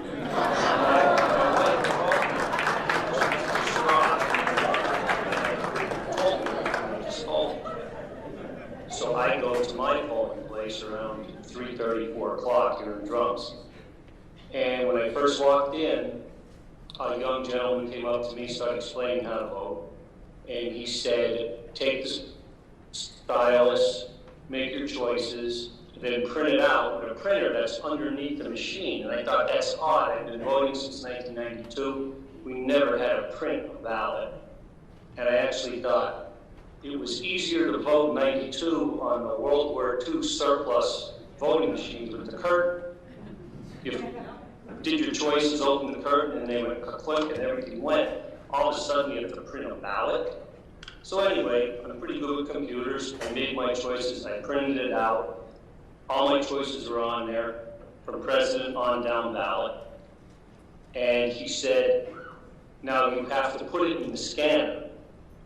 And he turned over a sample ballot and pointed at a weird triangle in the corner and smiled at me. I didn't know what he meant. So I go over to the scanner, and I'm wondering, well, a scanner works face down scans. I have one at home, but I put it in face down or face up. So he's already across the room talking to another gentleman that's about 20 years older than me, trying to tell him how to do it. And I said, are these face up or face down? And he just nodded. He didn't say either way, he just nodded yes. So I put it in face up. So I don't even know if it's scanned blank backside or the voting top side. And anyway, I overheard that conversation, not wittingly or the part that I wanted to. A man, I'm 58, he was about 78, saying, oh, they said to him, now you understand? And he said, yeah, I think, but my memory's not too good. And when I walked out of there, I realized it's total voter suppression. My mother-in-law here did not even get a cell phone until last year, has never sat at a computer and keyed anything in her life, has no Wi-Fi or internet service at her house. Neither does my mother. She has a cell phone, but it's a flip type. And these are the people that went by the thousands or millions to our polls and had to go through this system. And I just wanted to point that out. And that's all I have. Thank you. Thank you. Senator Mastriano, before we turn to our next panel, I want to note that Senator Cameron Bartolotta has joined us from southwestern Pennsylvania on Zoom, and Senator Bob Minch from the southeast. Thank you, Senator. Can we go over to the final Zoom panelists? Mr. Mayor, we have more? Okay. Should be 3 more. Thank you, Scott.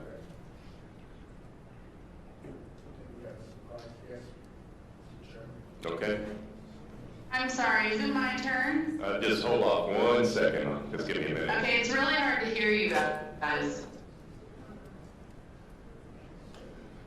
Are we ready, Mom? Yes, sir. Mr. Chairman, may I introduce...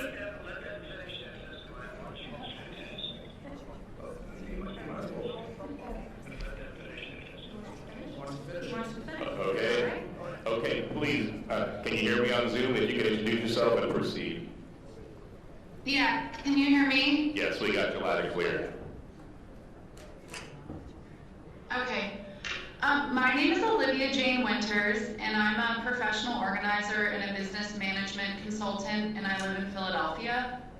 I actually was asked to be a minority inspector in 3615. That's the ward in the division. I was just purely doing this to help my mom out. She's a ward leader in a different area of the city. I'm actually I'm a registered Democrat, and I just wanted to help and make sure it was a fair election. I don't care who wins. I care that it's a fair election. I showed up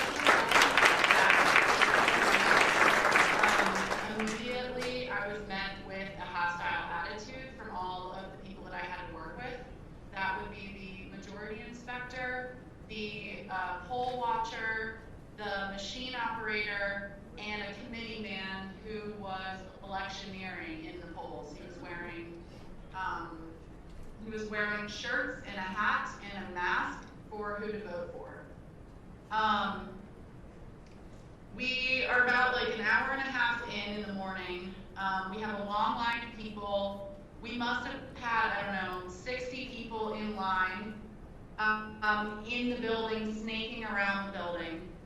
And a woman came up and said, I'd like to turn in my mail-in ballot so that I can vote in the booth. And the girl who was clerking for me said, well, if you want to turn in your mail-in ballot, we're going to need to have you fill out this form, and the majority inspector is going to need to sign the form. The majority inspector had decided in the middle of the morning to go home and was not in the polling place for over 45 minutes. To my understanding, you as a minority, I'm sorry, not the majority inspector, the judge of elections, my apologies. She had gone home, and to my understanding, the judge of elections is not to leave the polling place. So she was out of the building. We needed her to sign this form.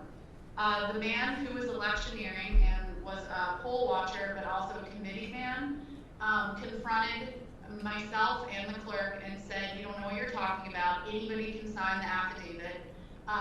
Why don't you stop trying to cause problems? Why don't you shut up? Started getting in my face, cursing at me, telling me that I needed to be quiet, that I didn't know what I was talking about, and I should just learn to sit down and not say anything and just let it happen.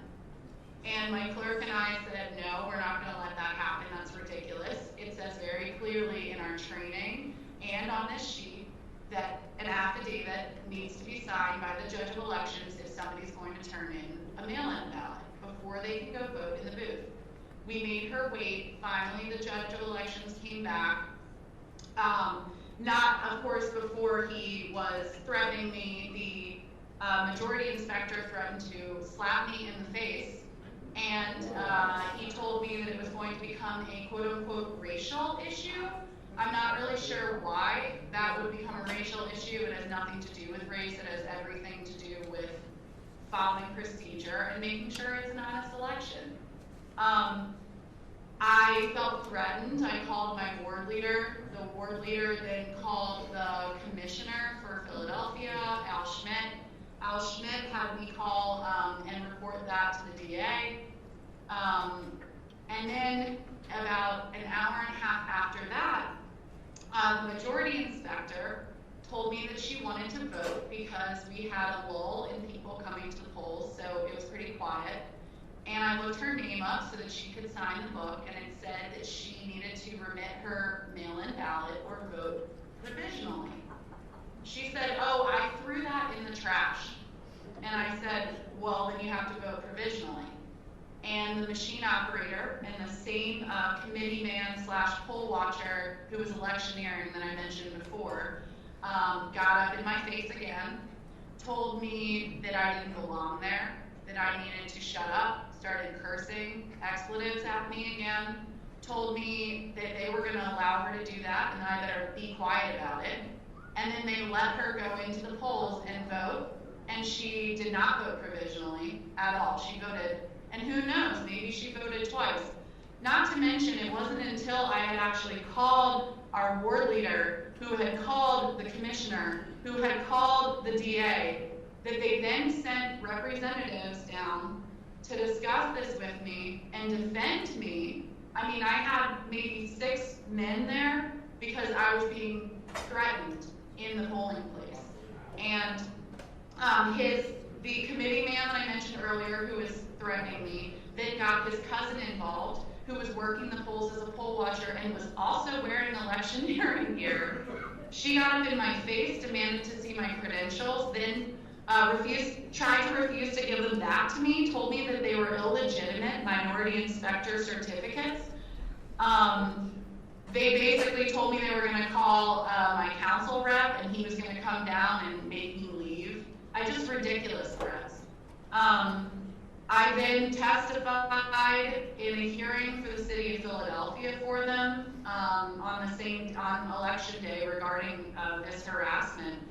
And meanwhile, I had mentioned that until we had the deputy sheriff come down and tell us how to actually receive a mail-in ballot and how to vote provisionally, we were not doing it correctly. The judge of elections was not doing it correctly. And I cannot stress this enough. My brother had the same role as me as a minority inspector in a different polling place, and he said they were not doing it correctly either. I don't think that anybody actually really knew how to receive a mail-in ballot. Most of the books that we had to get your authorized signature, some would have a remit ballot little box that you could click, and others didn't have that at all. So if somebody came in and remitted a ballot, I'd almost have to hand write that in just to keep it as honest as possible. There was no place for that. So I don't see really how they were keeping track of that, because you could easily do both. And I mean, it happened in front of me. My majority inspector definitely voted and then went into the polls and voted again. And unless you have questions, I'm not really sure. I think that's pretty much what happened. Thank you very much. Senator Mastrano. Thank you. If we can have our final Zoom, I have 1 or 2 more, if the next one can come forth. Whenever you're ready.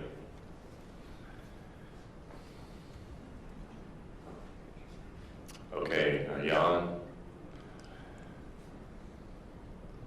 Hello? Can you hear me? Hello. Okay, over to you. We can hear you. Am I on? Yes, please begin. You have the floor. This is Gloria Lee Nova. I'm chairman of the Northampton County Republican Committee.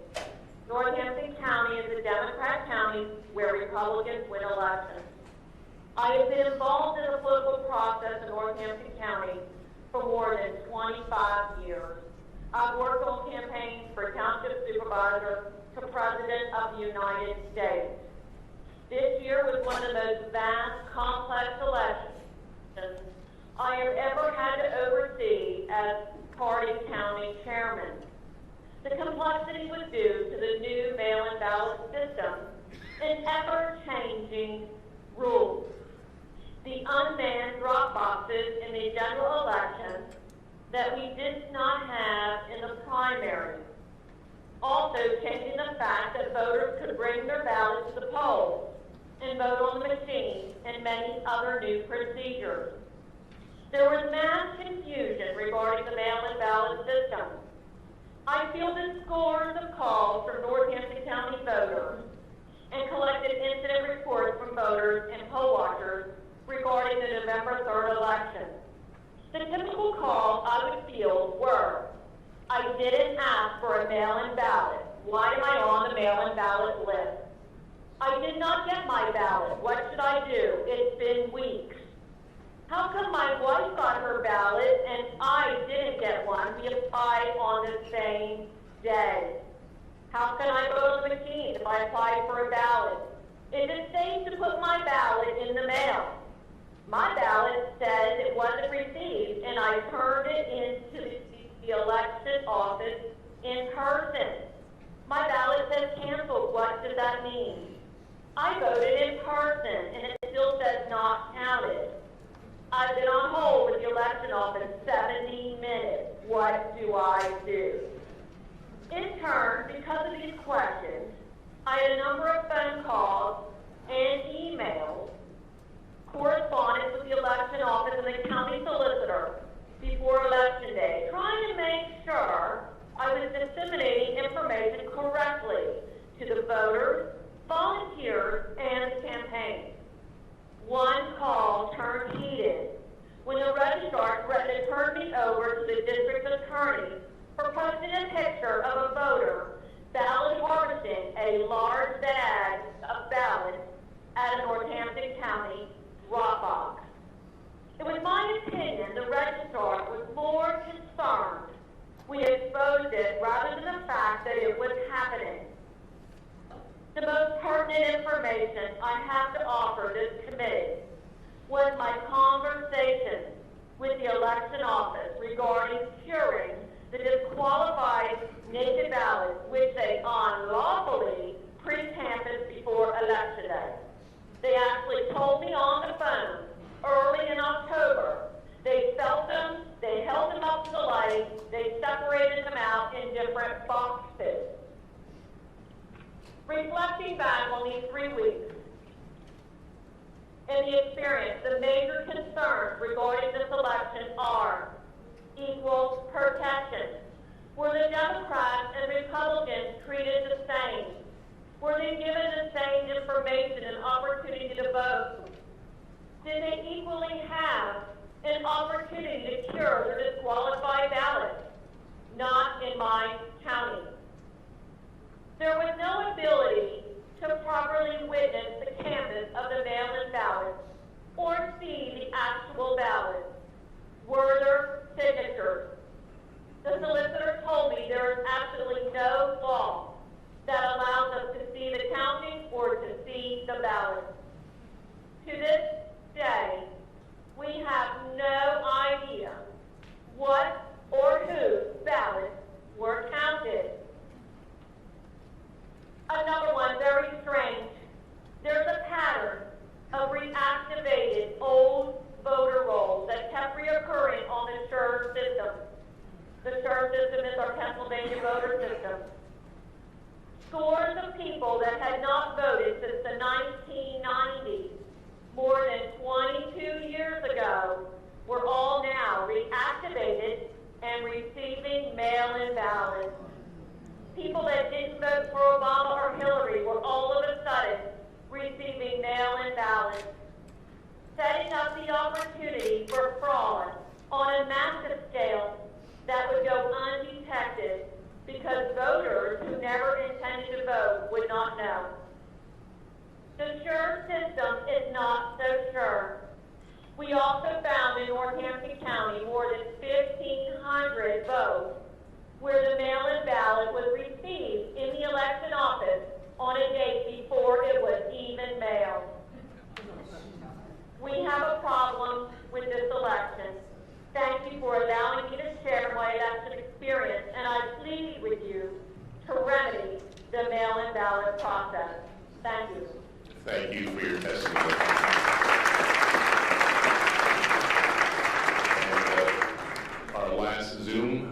there? Are you there? Can you hear me? And if so, please begin. Is there one more? Nope, that's it. Okay.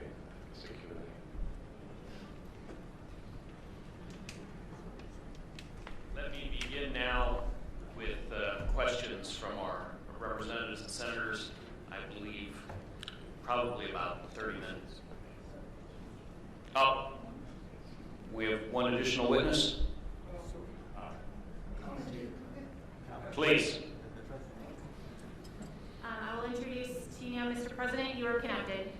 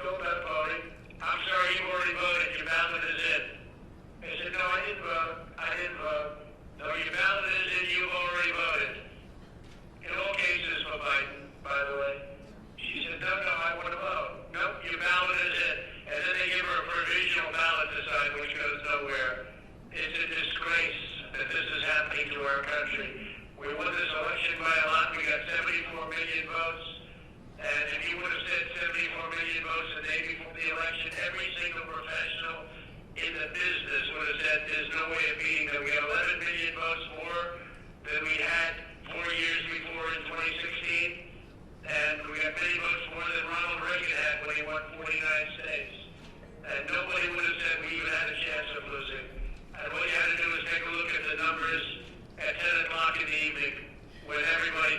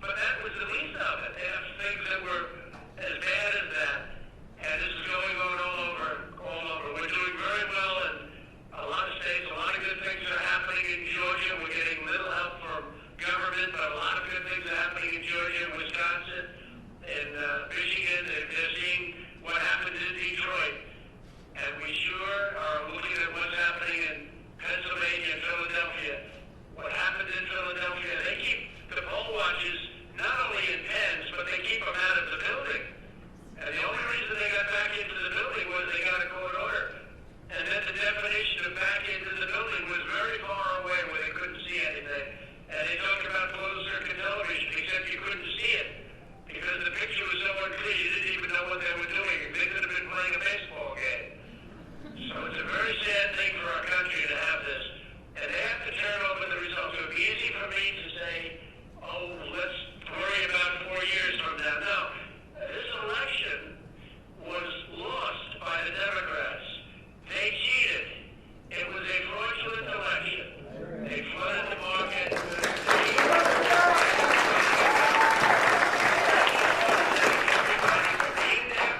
You're doing a tremendous service. This is a very important moment in the history of our country. And you're doing a tremendous service to our country. And don't worry about bravery, because the people that talk the most, they're not the ones you have to worry about. And these are all talkers. They intimidate. But these are not people that you ultimately have to. They push you around. They pushed our poll workers out. Our poll watchers were pushed out of the building. Okay? Some got back in, they wouldn't put it as. But these are not people. Don't be intimidated by these people. But they're bad people. They're horrible people. And they're people that don't love our country. So we don't have to worry about 4 years right now. We have to worry about what happened on November 3rd and previous to November 3rd. And by the way, after November 3rd, when people put votes in, and they put them in illegally, they put them in after the polls closed. And one of our great Supreme Court justices made mention of that, and I can't imagine that any justice or anybody looking at it could be thrilled when they vote after the election is over. So I want to thank everybody very much for being there. I want to thank the state senate, respected people, tremendous people, and you're doing a tremendous service for our country.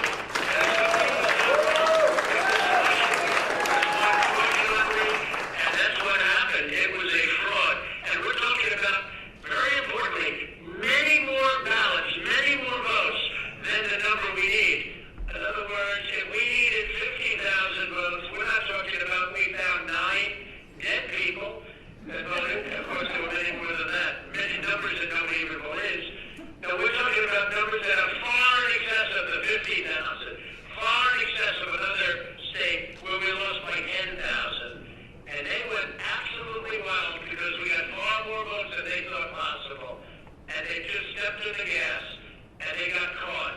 Just like they got caught spying in my campaign, they got caught doing this. So I really appreciate it, and the country appreciates it, and we have to turn the election over, because there's no doubt we have all the evidence, we have all the affidavits, we have everything. All we need is to have some judge listen to it properly without having a political opinion or having another kind of a problem, because we have everything. And by the way, the evidence is pouring in now as we speak, and I want to thank Rudy Giuliani for having the courage.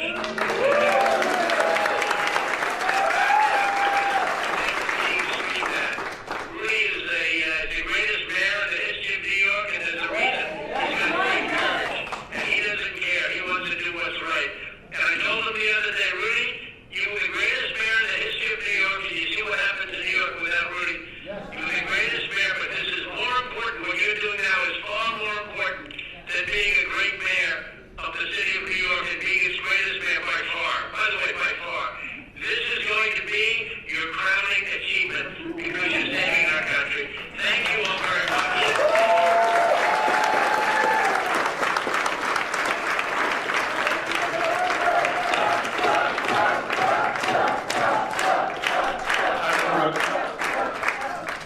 I think what you just heard guarantees that 100 years from now, that this is the most important public hearing ever held by the Senate. Hell yeah! We turn now for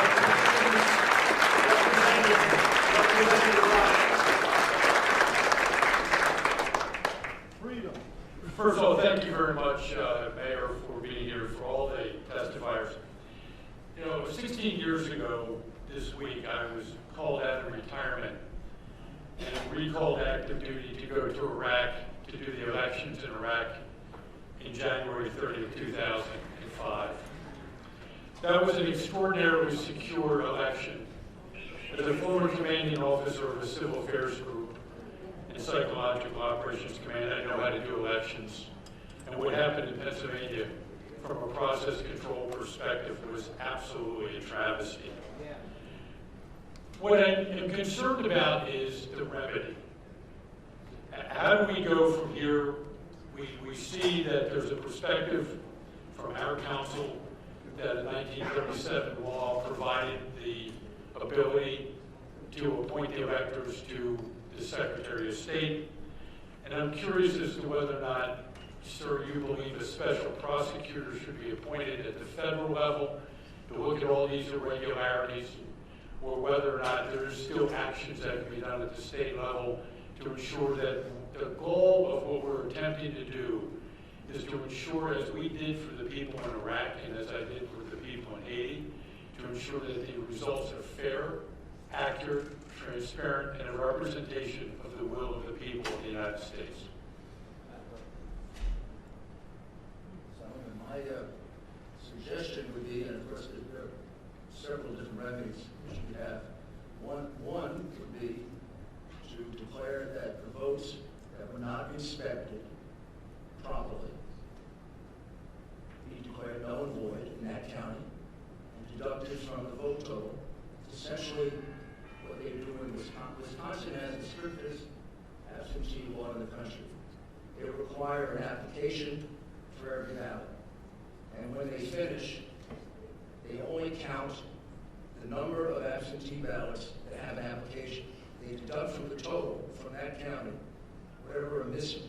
So if you have 5,000 absentee ballots, but only 4,000 applications, you deduct 1,000 votes.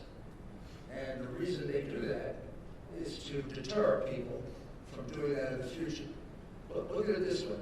If you didn't deduct the 678,000, whatever it is, votes that were not counted, there's no penalty for it. What stops them from doing it again next time? And this is a question of not voters acting improperly. It's a question of the inferior offices of the state, because they're inferior to the legislature in this regard, acted improperly. They conducted a completely sham election. They're the ones who have to be penalized. It's a little like the exclusionary rule in criminal law. They've got to be taught you can't do that. The other thing you can do is you can demand to see all of the envelopes that were cast aside. I will virtually guarantee you're going to see a couple of 100,000 envelopes that have no names, partial names, the same name. You could ask to see the ballots. You're probably going to see ballots that are official and ballots that are unofficial. You have two major gaps. You have the 672,770 votes that were not inspected by anyone, secretly put into the ballot box. And then you have this gap that I don't understand between the mail-in ballots you sent out, 1.8 million, and the number you counted, 2.5 million. That's totally impossible to explain, other than what some of the witnesses were suggesting, that they were basically stuffing the ballot box. I believe what happened is they never expected to be behind by 700,000 or 800,000 votes on election night. They expected to be behind by a couple of 100,000. In Philadelphia, there's still a couple 100,000 votes. They do it every year. That's not going to be tough. Now you had a real big problem. So you had to create mail-in ballots. You had to stretch it out for a while. We didn't go into detail on the Dominion system, but we have two other experts who can show you how they injected votes into the Dominion system. And also, so I think I would settle this election, but I would definitely appoint a special prosecutor to prosecute the people who conducted this election. You might even ask just a general question: how could the governor and the elections commission, how could they have selected a company that counts our votes outside the United States? Amen. I didn't know that.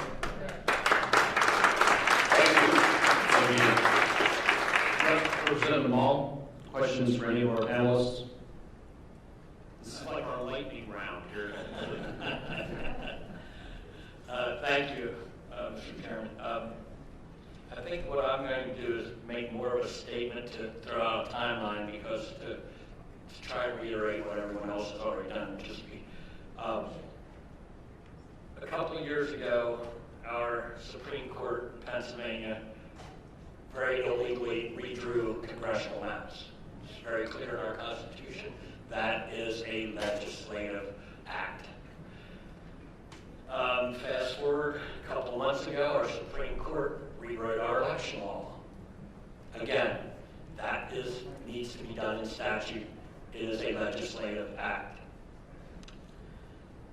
When it came to the mail-in ballotings, that House bill, I want to say 77, Act 77, I was really kind of taken aback by how eager the governor was to sign that bill. Normally, bills can sit in his desk almost 10 days before he signs them, or lets them become law on their own, or vetoes them right away, and that one he signed almost instantaneously.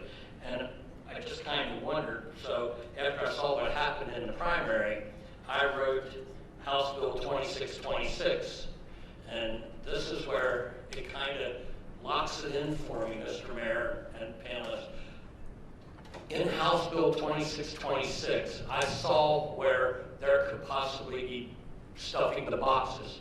So I said simply, let's put a barcode on the bottom of every mail-out ballot, so that the machine has to read a barcode that was accepted by the elections office. Before that ballot goes out, they zap it. When it comes back, if that barcode doesn't match one of the barcodes that they sent out, it gets kicked out. The governor immediately, as soon as we ran that bill out of committee, said, that hits my desk, it's an automatic veto. Wow. Not everybody knows that, but that does. We had to literally strip that out of the bill. And I will be reintroducing a bill to barcode any ballot that gets mailed out when we get back. Trust me. Then we have the drop boxes, 3 days extra to vote, the ignoring the signatures and ignoring the postmarks. And I have to come to the conclusion that you did also. If it looks like corruption, smells like corruption, it's corruption. And we've got to get to the bottom of it. Thank you for being here. Thank you for your testimony. Appreciate it very much. Thank you, Mr. Chair. Thank you, Senator Regan. Thank you, Mr. Mayor. Thank you so much for being here. Thank you to all our testifiers today. It's been very informative. My question, Mr. Mayor, you touched upon it briefly, but I wanted to just, if you could delve a little bit more into it. Attorney General Barr, shortly after the election, authorized the U.S. attorneys across the country to investigate allegations of voter fraud. I wonder if you could tell us about the criminal investigations that are going on, maybe specifically in Pennsylvania, by our U.S. attorneys, maybe our FBI, and tell us how that is going, and is there any evidence that's been presented to you, or are you made privy to any of this information? Sorry, Senator, I wouldn't be made privy to that, criminal investigations. And in my experience, criminal investigations, would take too long to help you in your most immediate decision. Yeah. Criminal investigations can help you in your long-term decision as to how to reform so this never happens again, which I think you all will want to do. For example, not ever hiring again a company that counts votes in Frankfurt, Germany, that's owned by 2 Venezuelans who are very close to Hugo Chavez and Maduro. That's extraordinary. And unfortunately, we don't have the time to really analyze the votes.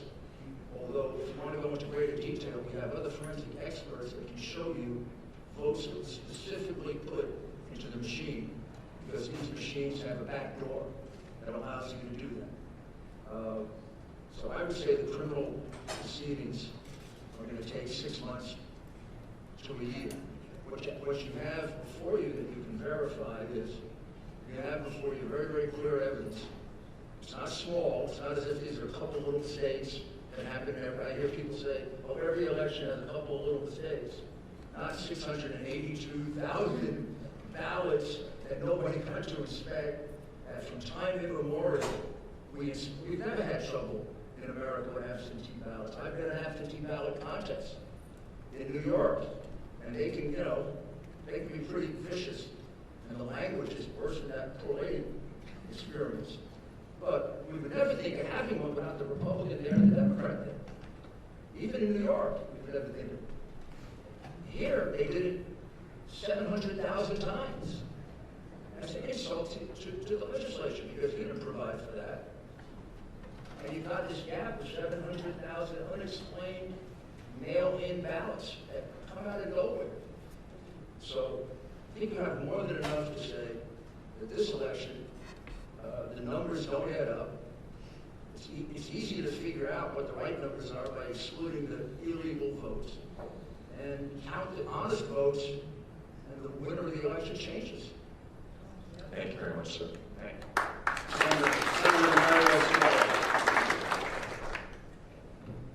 I'm just going to make a couple of comments. First off, I want to thank everybody for coming out here today. We need your support, your continued support throughout this whole process, because we're going to also get the other side that don't want us to do anything at all, and we definitely need to do something. We need to correct this problem. My Northampton County chairperson, Lisa Noah, did an excellent job explaining what was going on in Northampton County. One of the biggest things that bothered me more than anything else was people that went to vote and they were told they already voted. That happened. I must have heard it from 50 people in my district. So, they made them sign a provisional, and I called up and I said, you better make sure that those provisionals are counted. And some of the other things that were happening that most of the stuff that you said out there, it happened in every county. But when you did want to vote with your absentee and you went in, you're supposed to get a ballot, not a provisional. And there were people out there that got provisionals. But just a little information for all of you. The new machines, this new process, we didn't vote for it. That was something that was pushed by the governor. He mandated that all of the counties had to go and change their system because he wanted some type of what we don't have is a form to see who voted or who voted. They want a certificate or a slip to see how you voted, who voted. And it's obvious that this system has not worked, and the people of Pennsylvania are not happy about it. Right. Thank you. Thank you. Madam Majority Leader-elect. Thank you. First of all, I just want to say what they did in Philadelphia when they closed us out and made us go to court to do what we should have legally been able to do is a travesty to what we in Pennsylvania need to have confidence in our elections. That should never happen again, and we should probably tighten our law so that it can't. Secondly, I'm extremely bothered by the absentee ballot and the mail-in ballot request number being almost 700,000 off from what we received. And so we just did try to get on the Department of State, and they did take down their dashboard. So we can't even check it. So if you have any of that information, any pictures or any, website downloads, we would really appreciate having those because they took it down. So I don't know. Everything they do looks like they're trying to hide something, and it really, really continues to erode any kind of confidence in our process. Senator, what I would suggest is they decided that morning, maybe a couple of days before, to exclude you because they knew what they were going to do. It wasn't an accidental sort of whim to exclude all Republicans. It's unheard of to exclude all Republicans. They excluded you because of what you would see. You would see ballots that weren't properly filled out. You would see ballots that were filled out at the last minute. You would see them start to get reports of how far behind they were because they were connecting to Dominion and Smartmatic, and they were telling them how far behind they were. And you would have caught them right in the middle of the fraud. And why create this big problem for yourself? excluding Republicans in 6 states, hundreds, maybe thousands of them, if you're not doing something wrong. If you're doing something, as the senator said, is kosher, come on, look, who cares? This big thing wasn't done because they were conducting an honest vote. It's kind of crazy to think that. This was done because they knew it was the only way they could steal this election. And when he was ahead by those numbers on Tuesday night, Wednesday morning, they panicked. Also tell you there's an expert witness who can testify that this pattern fits the pattern, the smart panic, used in 2 elections that they stole in South America. When the election was getting too far away, they called a halt in the voting count. Well, there was a halt called in 6 places, including in Pennsylvania. In one place, they made believe there was an overflowed water tank. It happened to be one little toilet bowl. They took a 2-hour halt, and in Michigan, they brought in 100,000 ballots through the back door and counted them with nobody observing them, except 3 people happened to be remaining behind. That's evidence that's also in affidavits that could be presented to the Michigan legislature. Those people are willing to testify. Just one other thing, these people are very brave people. A lot of people aren't testifying.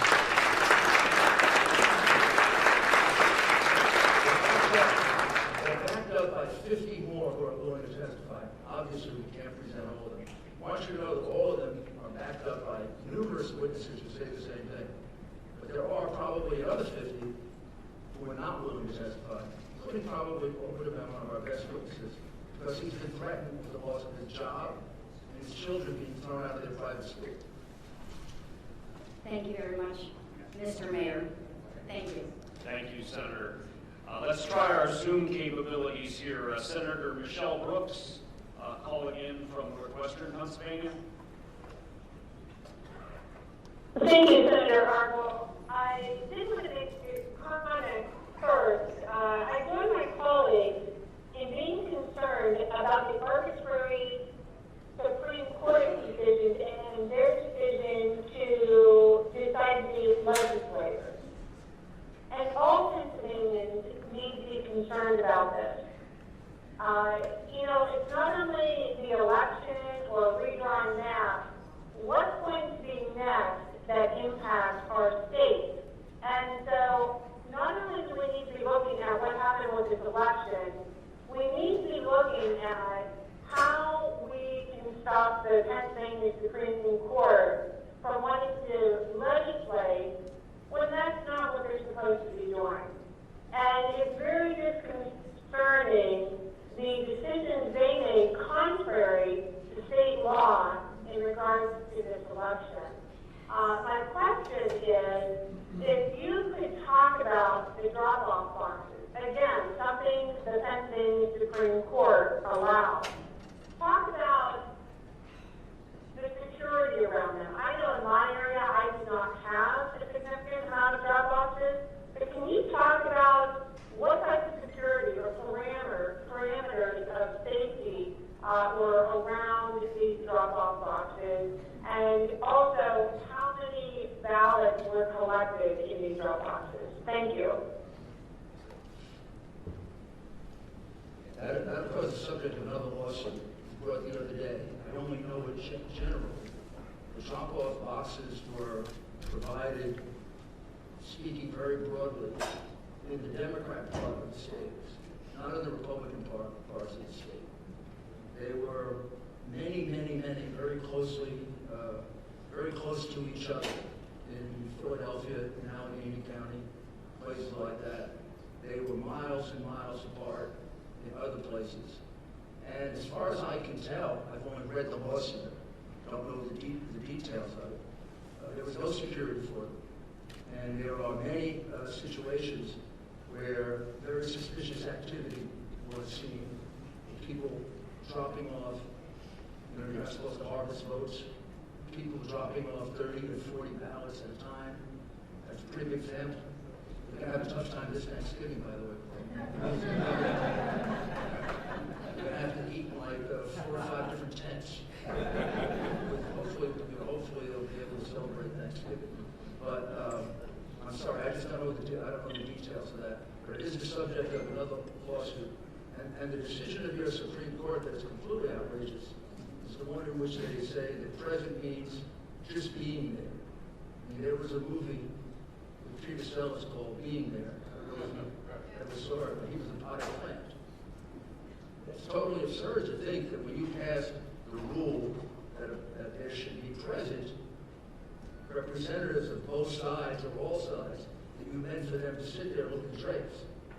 I mean, they were supposed to be there as the intermediate court decided. This case was decided by the intermediate appellate court in the president's favor, with a very sensible decision saying, present in this context can mean only one thing, present in order to see the identifying data. And in a completely political decision, 5-2, they ruled what I would regard as a totally irrational ruling, which we will appeal to the Supreme Court.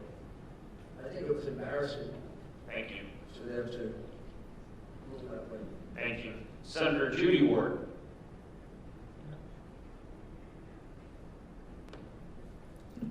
Thank you. And I also want to thank our testifiers today. They were incredibly brave, and what I heard today was so troubling to me. I don't know if I'll ever get it out of my head. And I'm sickened by the fact that it happened here on our watch.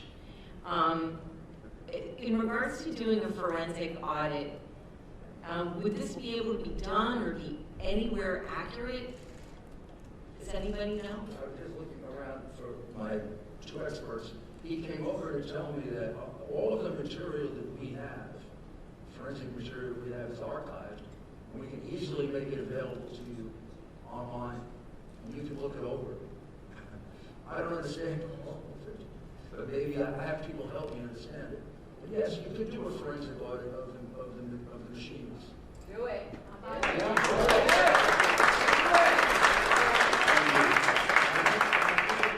would be very, very helpful. I understand that even one machine will give you a great deal of information about how the whole system operates and how they slip the votes in at various times. And they're not supposed to be connected to the internet in the counting room, but they were connected to the internet. Your tally is being sent to Frankfurt, Germany, where it was being analyzed. We have a question from Senator Langer Hulk out in Johnstown, connected via Zoom. Wayne, can you hear me? Yeah. Thank you. Can you hear me? Yes, loud and clear. Thank you. Thank you, Senator. Well, thank you, Senator Mastriano. Thank the testifiers for being here. Mr. Mayor, thank you for your testimony. I've been vocal that we must allow this legal process to play out. And a country that we live in that we do not allow that is not a country that I want to be a part of. My question is on that legal review and on those legal processes, Mr. Mayor. Can you give us an indication of how many lawsuits are pending, where they're at in the various appellate processes, and second part to that, the allegations of the mail-in ballots, the 1.8 versus 2.5 that came in, is that the substance of a lawsuit? Thank you. This is Jenna Ellis, and the mayor has asked me to answer this question. So as far as the campaign is concerned, we have pending lawsuits here in Pennsylvania. That's going up to the Third Circuit that granted an expedited review. We also have pending litigation in Nevada. We also have recounts in Georgia and Wisconsin, and we also have a pending lawsuit in Michigan. So regarding the mail-in specifically, we are still looking at all of the other legal options, and we are also planning on filing additional litigation by the end of this week. I won't go into detail on that other than to say that this is asking for a judicial remedy to this, and also I'll invite the question from the panel as well in terms of a remedy. Part of what we are asking, or what we did ask initially, was to stop certification so that we could get to the bottom of this process. Clearly, you've heard sufficient evidence today that would lead any reasonable finder of fact to say that there's been sufficient evidence that you should stop that, you should not move forward with certification. What we would ask the judiciary in terms of remedy can be legislative as well under the Constitution. And I would direct your attention to Article 2, Section 1.2, which says that each state shall appoint in such manner as the legislature thereof may direct a number of electors. And so you, the legislature, without judicial oversight, can direct and take back that power. You have the opportunity as the legislature, and legislature in this context means the state legislature. So although there has been delegated authority to your Secretary of State and according to your law, at any time you can take back that power, and that is the provision and the protection that is embedded in the Constitution to make sure that when there are instances of corruption in a state, that the state legislature, which is the representatives of we the people, all of these wonderful people who are here today in Pennsylvania, and all of your constituencies who voted and who want their voice to be heard, because we are a government of the people, by the people, for the people, we the people need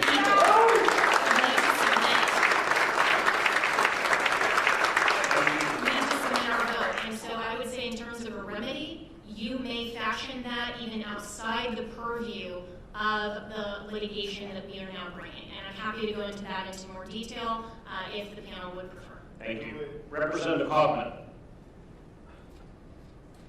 Thank you very much, and thank you, Mr. Mayor, for being here, and Attorney Ellis. We appreciate your service to the nation because these are definitely difficult times, and all of those who have testified, it truly does take bravery to step out in situations like this and talk about your personal experience. I wanted to direct this to Mayor Giuliani and Attorney Ellis. In the cured ballot issue, or uncured ballot issue, the ability to cure in one area of the state and not in others, that is certainly, to many of us, seems to be an equal protection violation under the 14th Amendment.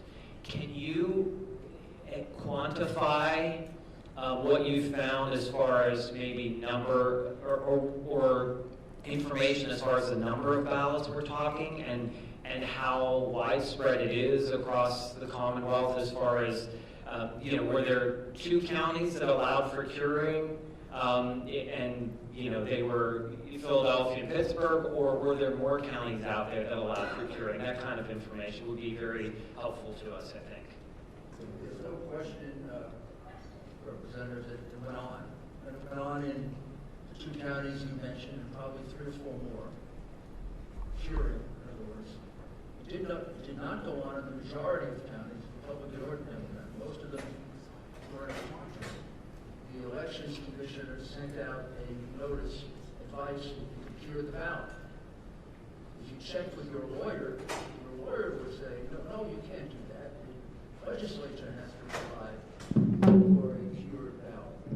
So your counties that were sticking to the strict letter of the law didn't provide for curing. The counties that were acting, I would say, illegally, because the Election Commission doesn't have the authority to make that change, followed it. It does turn out that those are largely the Biden counties did the curing and the Trump counties didn't do the curing. It's hard to know how many it affected. I could get you the number of actually cured ballots. Right? I don't think I can get you the number that weren't cured, who are the ones that were affected. When we argued this in front of the court, the judge said, well, maybe those people in the counties that didn't allow curing should sue that county. But that county didn't do anything wrong. That county followed the law. The reason they were deprived of their right to vote on an equal basis is because other counties followed what would be the illegal advice of the Election Commission, that you can cure a ballot, for which there is no authority in state law. So we will try to do better to get a good number there, but it's hard to do because a lot of it affected people who just didn't vote. Sure. But I do think the practice, in some cases the numbers are sufficient to overturn the election. In some cases, the numbers aren't. But what they do is show how onerous and how draconian the measures were they took to flip this election. I mean, some of them result in numbers that affect the outcome of the election, like not examining the ballots. Some of them don't. There's still indications that this was a deliberate fraud. This wasn't just a couple of election officials kind of screwed up. This was a deliberate, planned fraud, and that's why the remedy, which seems kind of tough, is justified. If this was just a couple of mistakes, that would be a tough remedy. But this is a plan that was carried out throughout your entire state, and I submit it was carried out in concert with other Democrat organizations. And if you look carefully, they picked only Democrat cities where they control law enforcement and the courts, and they can get ridiculous decisions, like the first decision, the decision they got from a judge in Philadelphia who said, "Oh, you're present. Why do you have to see anything?" Well, because I'm an inspector. That's why. That's a purely political act decision. And they knew they could get decisions like that in Philadelphia, in Detroit, if it were a different kind of election, Chicago, New York. Those are the kinds of cities they picked. They didn't pick, even in your state, kind of neutral cities, Democrat or Republican. Thank you. Representative Schemmel. Thank you, Mr. Chair. 3 quick questions from 3 different testifiers. So we certainly know about the irregularities and inconsistencies you just detailed. An inconsistency, you can't prove a negative. That's why you can never prove votes that were never allowed to be cured. But in regard to allegations of fraud, I have a question. First, forgive me, I don't remember names, but the gentleman here from Philadelphia who was denied admittance to observe in a poll. You described being denied the ability to get into a polling place. Did you seek to be admitted to any other polling places and were also denied? I could have gone to other polling places where I heard there was problems, but we decided to move on to other problems. What was her name?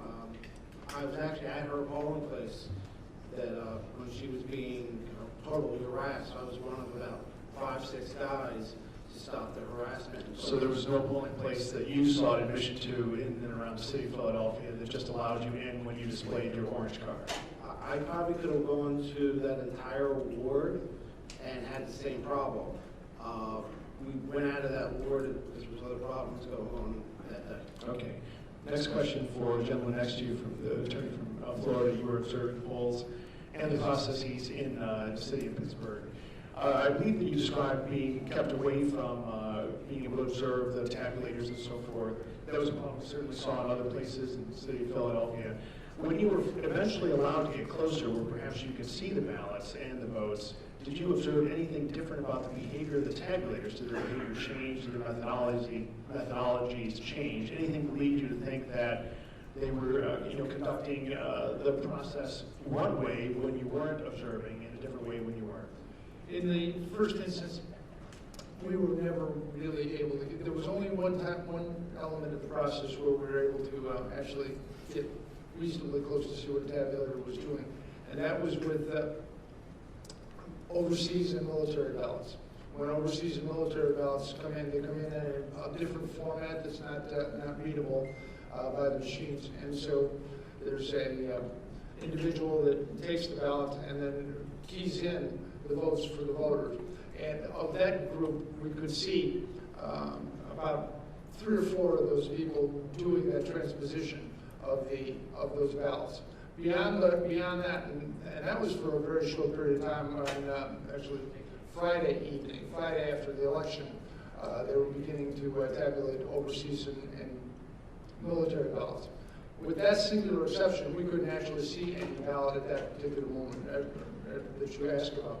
There was no opportunity to ever really see any ballot other than that situation. And there was one worker that was within, 8 or 10 feet of us at the edge.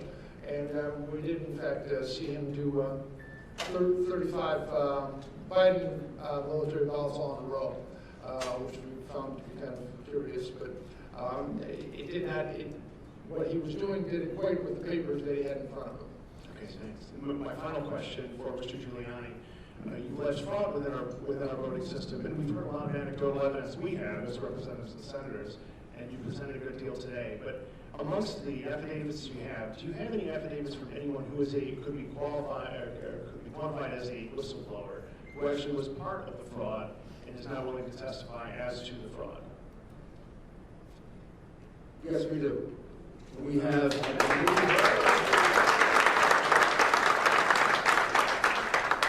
I have to check this, but I believe sometimes I get the states a little confused. But I believe there are 3 that would need a subpoena to protect themselves in order to testify. Okay, and I would say at least one of them is a Democrat. Okay, that's part of your legal claims, I would assume. Yes, sir. Very good, thank you. And if there's a subpoena process, we could work with them to come forward. They're frightened for their jobs, and I don't want to make too much of it, but they're also frightened for their physical safety. I mean, this is a case in which one of our chief lawyers in the case, had to leave because his family, his little children were threatened for representing the President of the United States. That's not America. Representative Jones.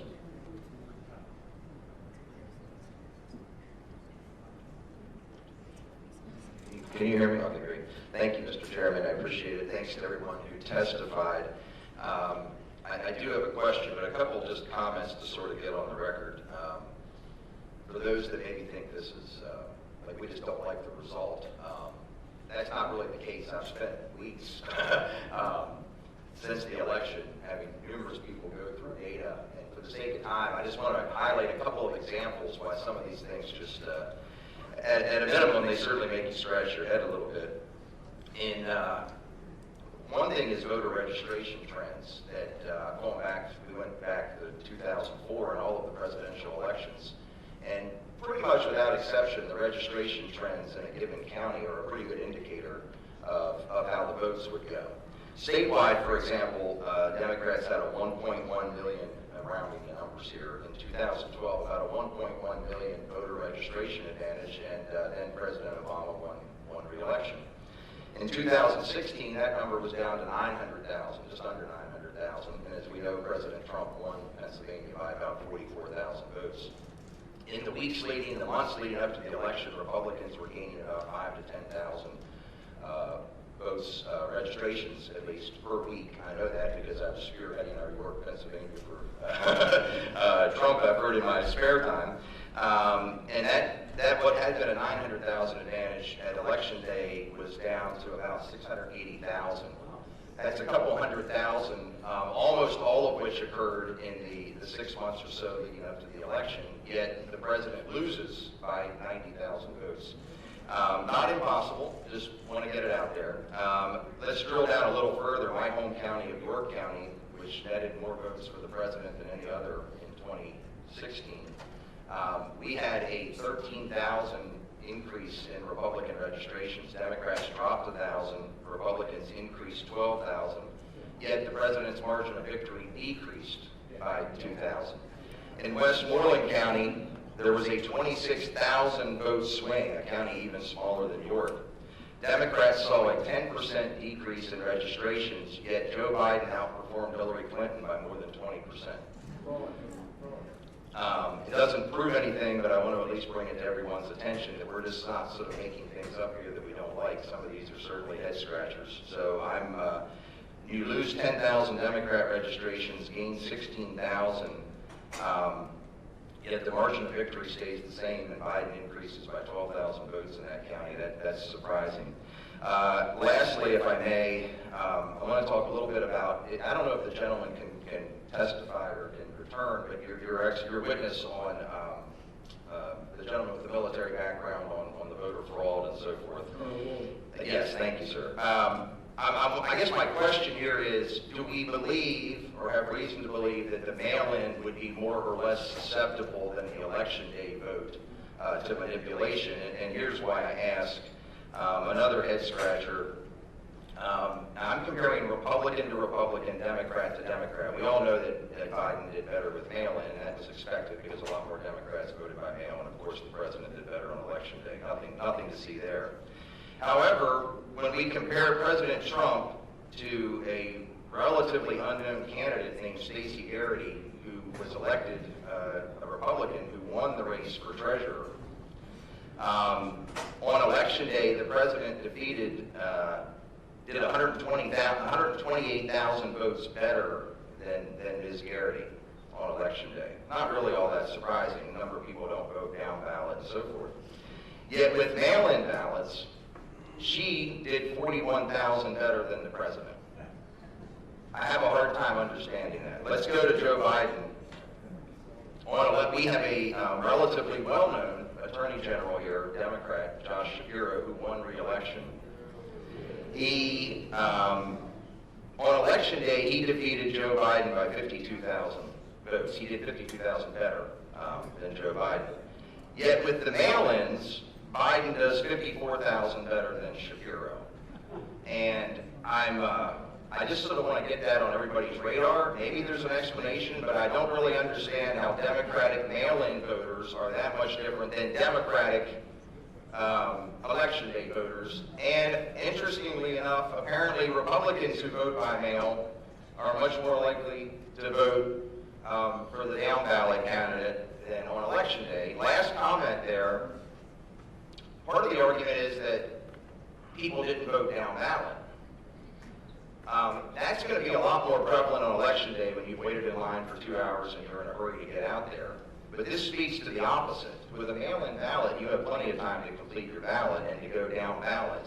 So if that was the case, the opposite should be true if you're tracking with me. So I guess my question there is on, do we think the mail-in is more susceptible? And then lastly, maybe for you, Mr. Chairman, or whoever has a little more clout here than I do, it is imperative that we secure the SURE system data.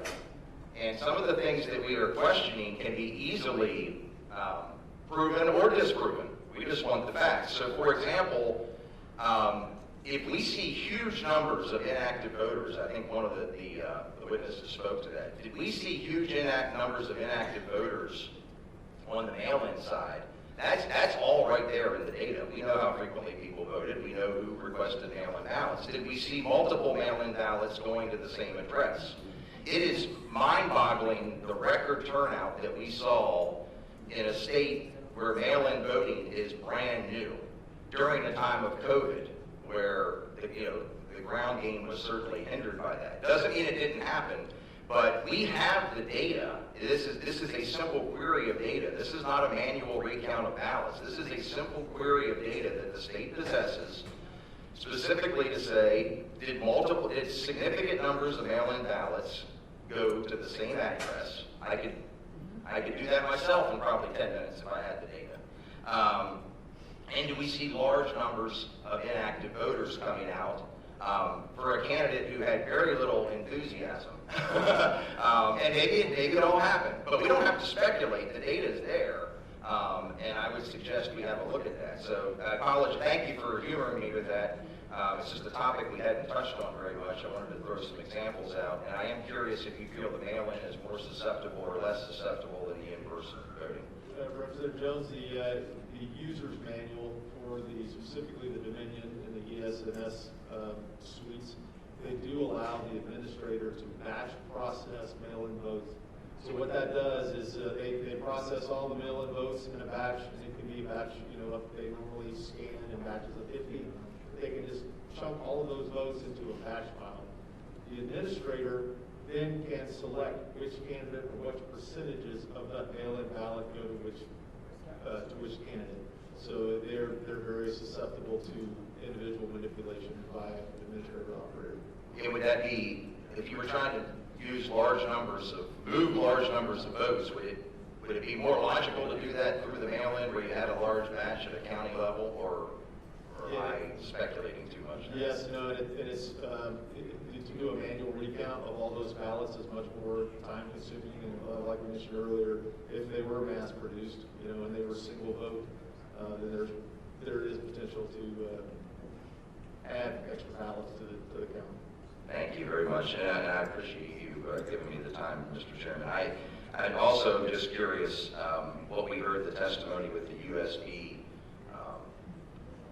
sticks in Delaware, why that's not being investigated. That seems like that would be criminal activity that we've heard here discussed, where law enforcement is on that. Probably not your immediate concern, Mr. Mayor, but I'm curious about that as well. Thank you very much. Thank you. Representative Zimmerman.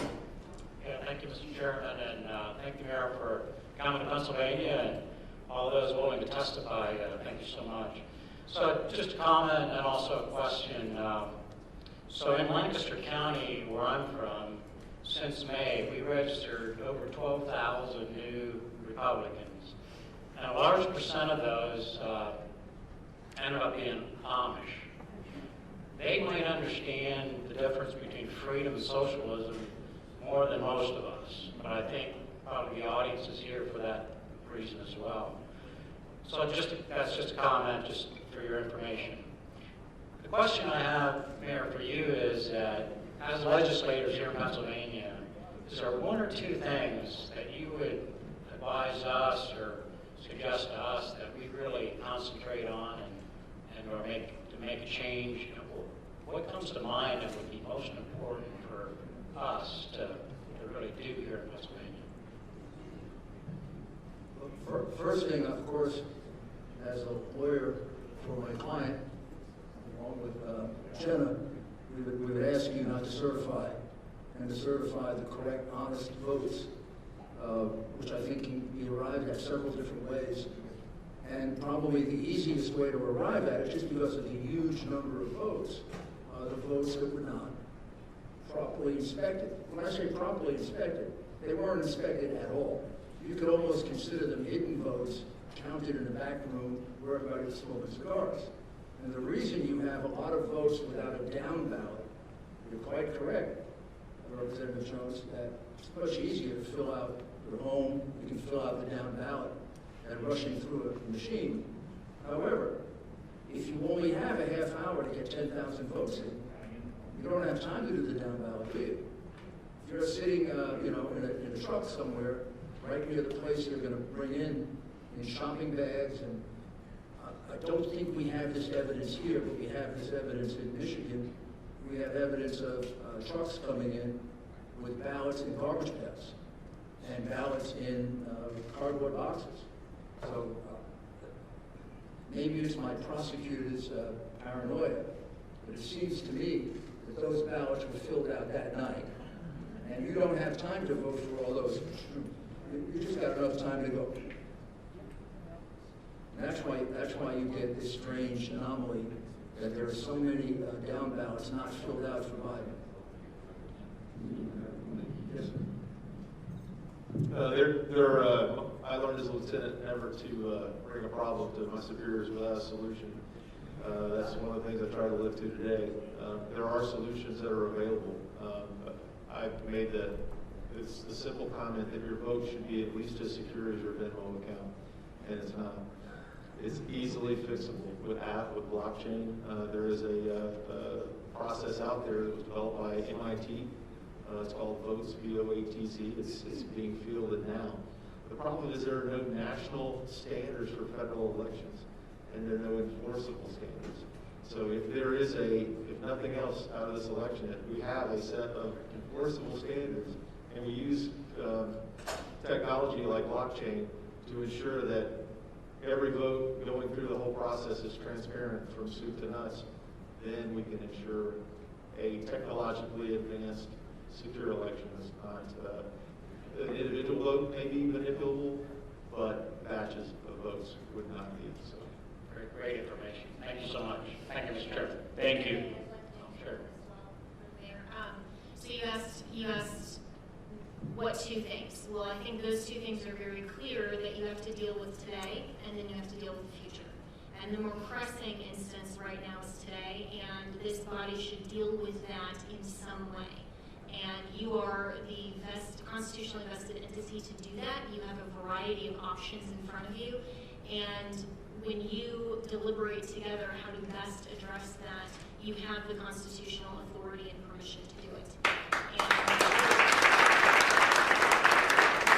the mayor suggested one possible remedy. There are other others, and you could call for a special election. Still, you can direct the manner of your electors. You have a variety of constitutional options, but one option should not be to ignore it and to certify a corrupted So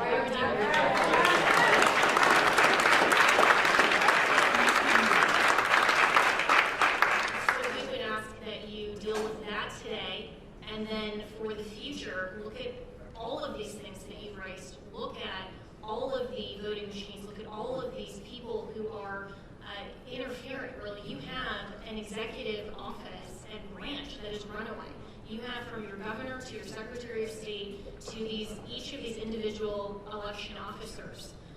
This is election official fraud, and that's what's going on here. And for the sake of every future election, that should be addressed in the legislature, because you also have the constitutionally vested obligation to the people of the state to address that. So my recommendation, along with the mayor, and I sincerely applaud everything that he has said as well, and on behalf of our client, but on behalf of the nation. You're right when you say that this isn't just about overturning an election. It's not about deriving the outcome. That's what the fraudsters want to do. What we want to make sure of is that we, the people, get to select and prefer our commander-in-chief, and you have the obligation and the responsibility to ensure for the people of Pennsylvania that Thank you. Thank you very much. I believe we have Representative Metcalf on Zoom with one final question. Daryl? Can you hear me, Senator Arnold? Loud and clear. Thank you, sir. Thank you, Senator Arnold, Senator Mastriano, for hosting this very important hearing. It's very important to the future of our republic today. Thank you for the invitation to the House members that are joining you there today. Thank you for the invitation for me to join you via Zoom today. And thank you for the opportunity to provide some input and ask a question of Mayor Giuliani here today. But a lot of what's been talked about, and I really appreciate Mayor Giuliani and the attorney's initiative to the General Assembly to reassert our constitutional authority regarding the certification of this election. I am a former state government committee chair that had oversight for the election law for many years. I served in that position not during the last term, but in the past, and we have battled in Pennsylvania to fight the fraud and fight the way that our election laws have been violated, not just for several cycles, but for decades. And we've actually had a state senate race that was overturned, I believe, in the Philadelphia area back in the 90s because of fraud. So when we look at what has occurred here, and I really appreciate Mayor Giuliani bringing all those individuals before us today to provide testimony at this hearing. And I think even more important, I hope that we get a chance to see that their testimony was heard in a court of law where a just ruling is found to protect every legal vote that was cast here in this election in November, and to discard all those votes that were not legally cast. And I think as we've been overwhelmed, as was mentioned by the senators at the beginning of this meeting, that as we came through Election Day, and prior up to that, we had 3.5 million people filing for unemployment because of the unconstitutional dictates of Wolf to shut down businesses and stop people from going to work in Pennsylvania. And we were just overwhelmed with those calls. But since Election Day, we have been overwhelmed with calls from individuals who are distraught over the future of our republic, the future of our future elections, and being able to ensure that people are having their legitimate legal votes counted to elect who's going to govern them. And right now, with the examples that were shown here today with these witnesses, a lot of the people who have been calling my office and emailing me, they are demanding action. And as we've heard today, there's a lot of citizens out there that have important information that needs to be shared in the courtroom to ensure that these fraudulent activities, and it's not, I mean, a lot of times when people talk about fraud, I think of impersonation, but that's not what we're talking about. We're talking about fraudulent activities as far as a fraudulent election because they They've not abided by the laws that have been passed by we the people through our elected legislature as the U.S. Constitution, as our state constitution, as our laws provide for to facilitate our elections.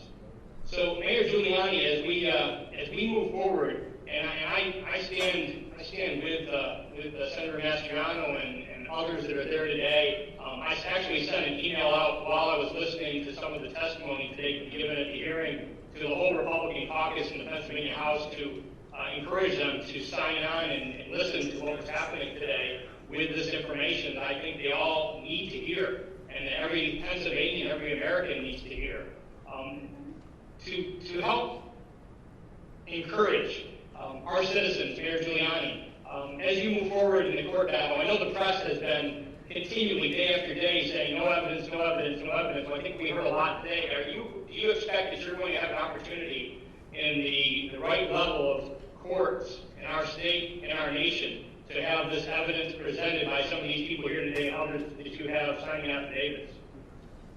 Yes, I am. I'm certain that there will be a court decision that will allow us to present our evidence. The case in Pennsylvania was dismissed on a motion to dismiss, in which the judge made factual findings against us, basically saying he thought our claims were absurd. Of course, he has no right to do that on a motion to dismiss. On a motion to dismiss, he has to assume that everything we're saying is true, and I think it was just done to delay us. And I can't imagine a judge giving a correct decision here that wouldn't at least allow us to have a factual hearing. And the reason we came to you and some of the other state legislators is because I believe that we're being denied our right to a hearing by the courts.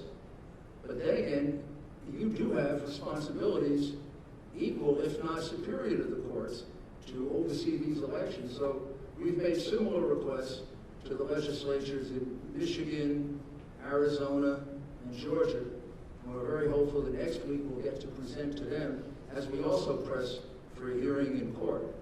I think it is really important for the American people to see these are not my claims or Jenna's claims or President Trump's claims and many of these people came to us because they're so upset. These are the complaints of the American people. And I'm more than happy to make available to you an outline of the other affidavits. It would have been impossible to produce all the witnesses. But I can show you that for each one of these witnesses, there are anywhere from 15 to 50 other witnesses who saw the same thing. I have a list just in Pittsburgh alone of 27.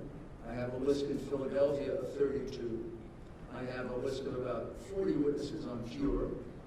Even though the numbers aren't ascertainable, there's still a lot. None of the things we're saying to you are just arguments. This is evidence. I keep explaining to people affidavits are the best evidence you can have until somebody actually gets into court and swears. And our evidence is under oath. Their claims are just claims. We have one additional question online from Representative. Thank you, Darrell. From Representative Kiefer. Thank you, Senator Argle. Thank you, Senator Argle. Thank you, Mayor Giuliani. Representative Don Kiefer. Thank you. Thank you. Thank you, Senator Mastriano, for hosting this, and thank you, Mayor, for all the testimony that you have brought forward. Two questions I have. First is regarding testimony that we received on the pink highlighted ballots that were scanned through and submitted, and then they were able to be redocumented and then scanned through again. Is there any action being taken on that, given the number of ballots that we're talking about there?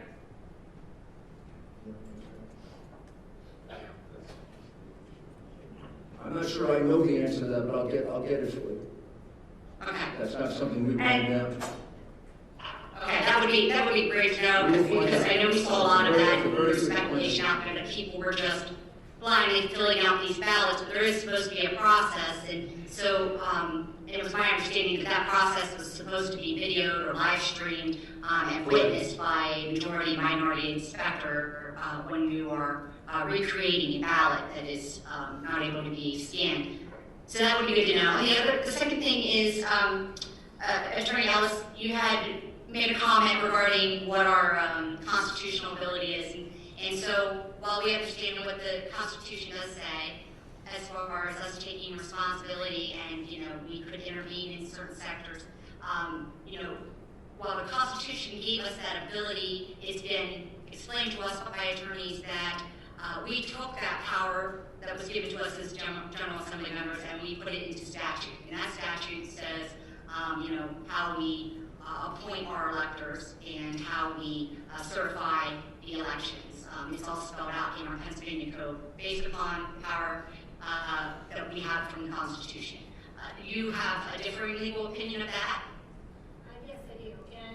And I think that our collective, and with my co-counsel here, you can take that power back at any time. And when you have the delegation of authority, the legislature can take that back. And you also have an instance here that the law was completely ignored. So even though you have a manner in which your electors are generally selected in Pennsylvania, and that's works for the past presidential elections since those statutes were authorized and gone through the legislature, this is an election that has been corrupted. And so you can't go through that method, and those laws were violated. And that is the General Assembly here, the legislature, is the authorized entity in the Constitution that selects the mayor. You can take that power back at any time.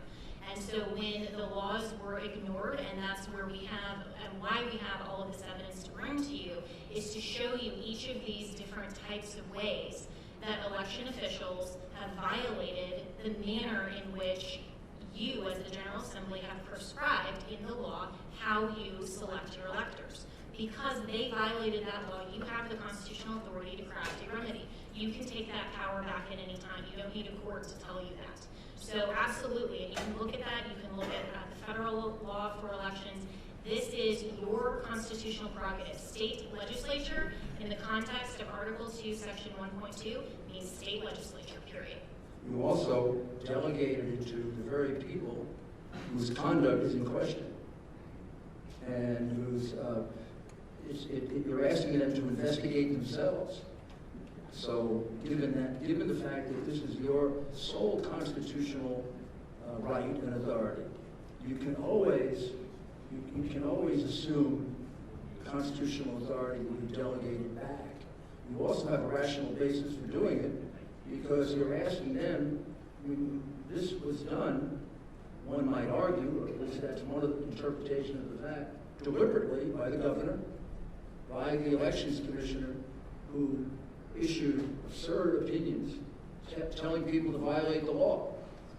And then you're going to ask them to make a decision on the election that allegedly they corrupted. It seems to me you have a perfect right to take that back and make that decision to know. Thank you. Thank you very much. I want to thank everyone for your patience.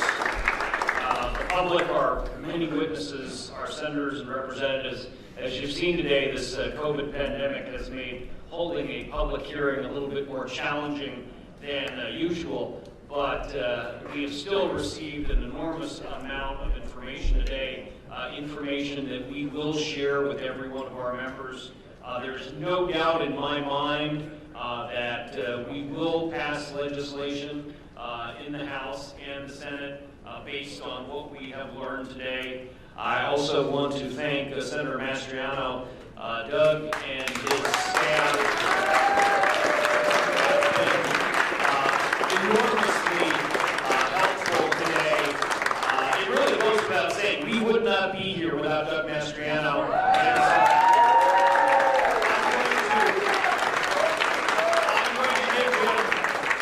I'm going to give him the last word because I know even if I didn't, he'll take it anyway. And he deserves to have it. Doug, boom. I love you, Senator Argel. Thank you for being willing to use your committee to do this hearing. So we pulled the trigger yesterday morning around 9 a.m. and look what happened here. And as Jesus said, you shall know the truth, and the truth shall set you free. Guess what? The truth's out there. Media, you should have found these witnesses. You need to do your job. Now you see them out here. Do your job. You're essential partisan hacks, this republic can't stand. So now you got some information, you got some witnesses with courage. These people are heroes to me. As a retired Army colonel, I look at them and I say, you guys are outstanding. Thanks for being willing to step up. Because I am cognizant that the so-called tolerant people on the left will not show much lower tolerance to people they disagree with. And so thank you for standing, because you're warriors, being able to stand for and save this republic. So thank you for going forward here. I mean, indeed, I started this off quoting from John Adams. We are in Adams County. Facts are stubborn things.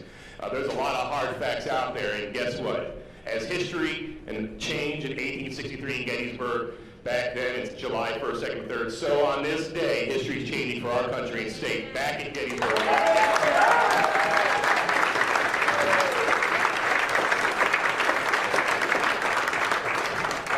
I don't even know how this happened in America. We can send 50 years ago, men to the moon, but we can't have a safe, secure election in Philadelphia and Pennsylvania. What's going on here? It's got to be by design, because we have the technology, we have stealth aircraft that are the envy of the world, but we can't run an election better than Afghanistan. Congressman Perry, you and I are in Afghanistan, and I don't know how in the heck Afghanistan has more secure, safe elections than Pennsylvania does. I mean, beat me up, Scotty, there's no sign of intelligent life anywhere. Really? We move heaven and earth with American dollars to secure elections in Iraq and Afghanistan and elsewhere. We can't do it in our own state. It's by design. There's people in Pennsylvania not interested in safe, secure elections. And we have to correct this. There's two things that need to happen. First off, we need to make sure that the real winner is sent forth from this presidential election.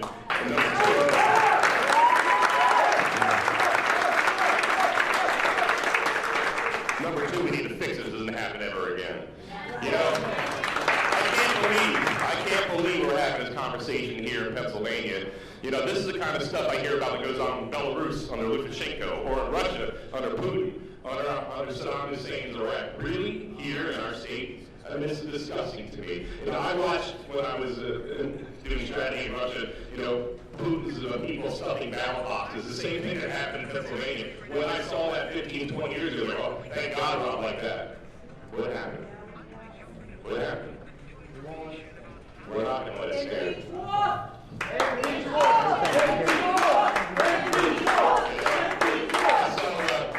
You have to forgive people, because we are a constitutional republic, so I'll forgive those that say democracy. But I saw one man had a sign in Philadelphia, and the irony wasn't lost on me. Democracy dies in Philadelphia. Can you imagine the irony of that? Where the light of liberty was lit in 1776 to transform this world of work, in this very same state, a new birth of freedom. And then, of course, let's not forget 2001, Todd Beamer, let's roll. You know what? It's our time to roll. It's not time. Democracy can die in darkness, in dark rooms, no transparency and accountability. We're shining light on this darkness here. We're going to take our state back. We're not standing aside. As Representative Metcalf rightly said, in 1994, there was so much shenanigans and cheating in the Marks versus Stinson case that a federal district judge threw out the election results, took a senator out of Harrisburg, state senator, and put the Republican in because the election results were so corrupted. So we do have a precedent here, federal courts, and I hope we take a hard look at that here. Has our election results in Pennsylvania at the presidential and other levels been so corrupted that the results have to be thrown out? That's going to be a case you're going to have to make before the Supreme Court there, but it sure sounds like something stinks in Denmark or Philadelphia. I don't know. One vote, one person, one legal vote per person, and any cheating goes in there disenfranchises an American. I can't believe this is happening here, and we're not going to let it stand. I don't know why it's so hard. I know it's hard because this has been going on here for a lot longer than we imagined. But in Galatians 6:9, we're told by St. Paul, grow not weary doing good, because in due time you'll reap your harvest. We're going to reap our harvest.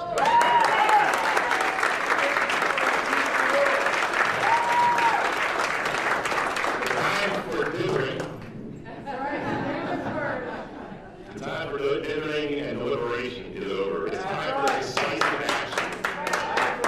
We have to protect our Commonwealth and our nation. The eyes of the world are upon us, and let's turn the Commonwealth of Pennsylvania from a laughing stock into the pride of the world once again, as we've always had it and need to be again.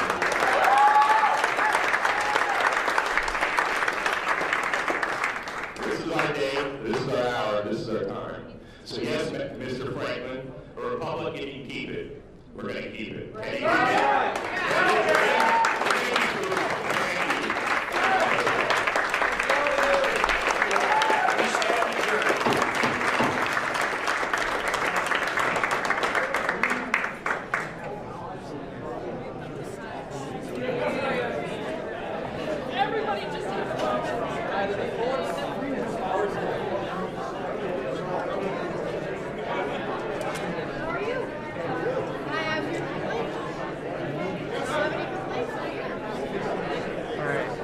As soon as Giuliani is out of the room, you guys are doing to break down and get out of here.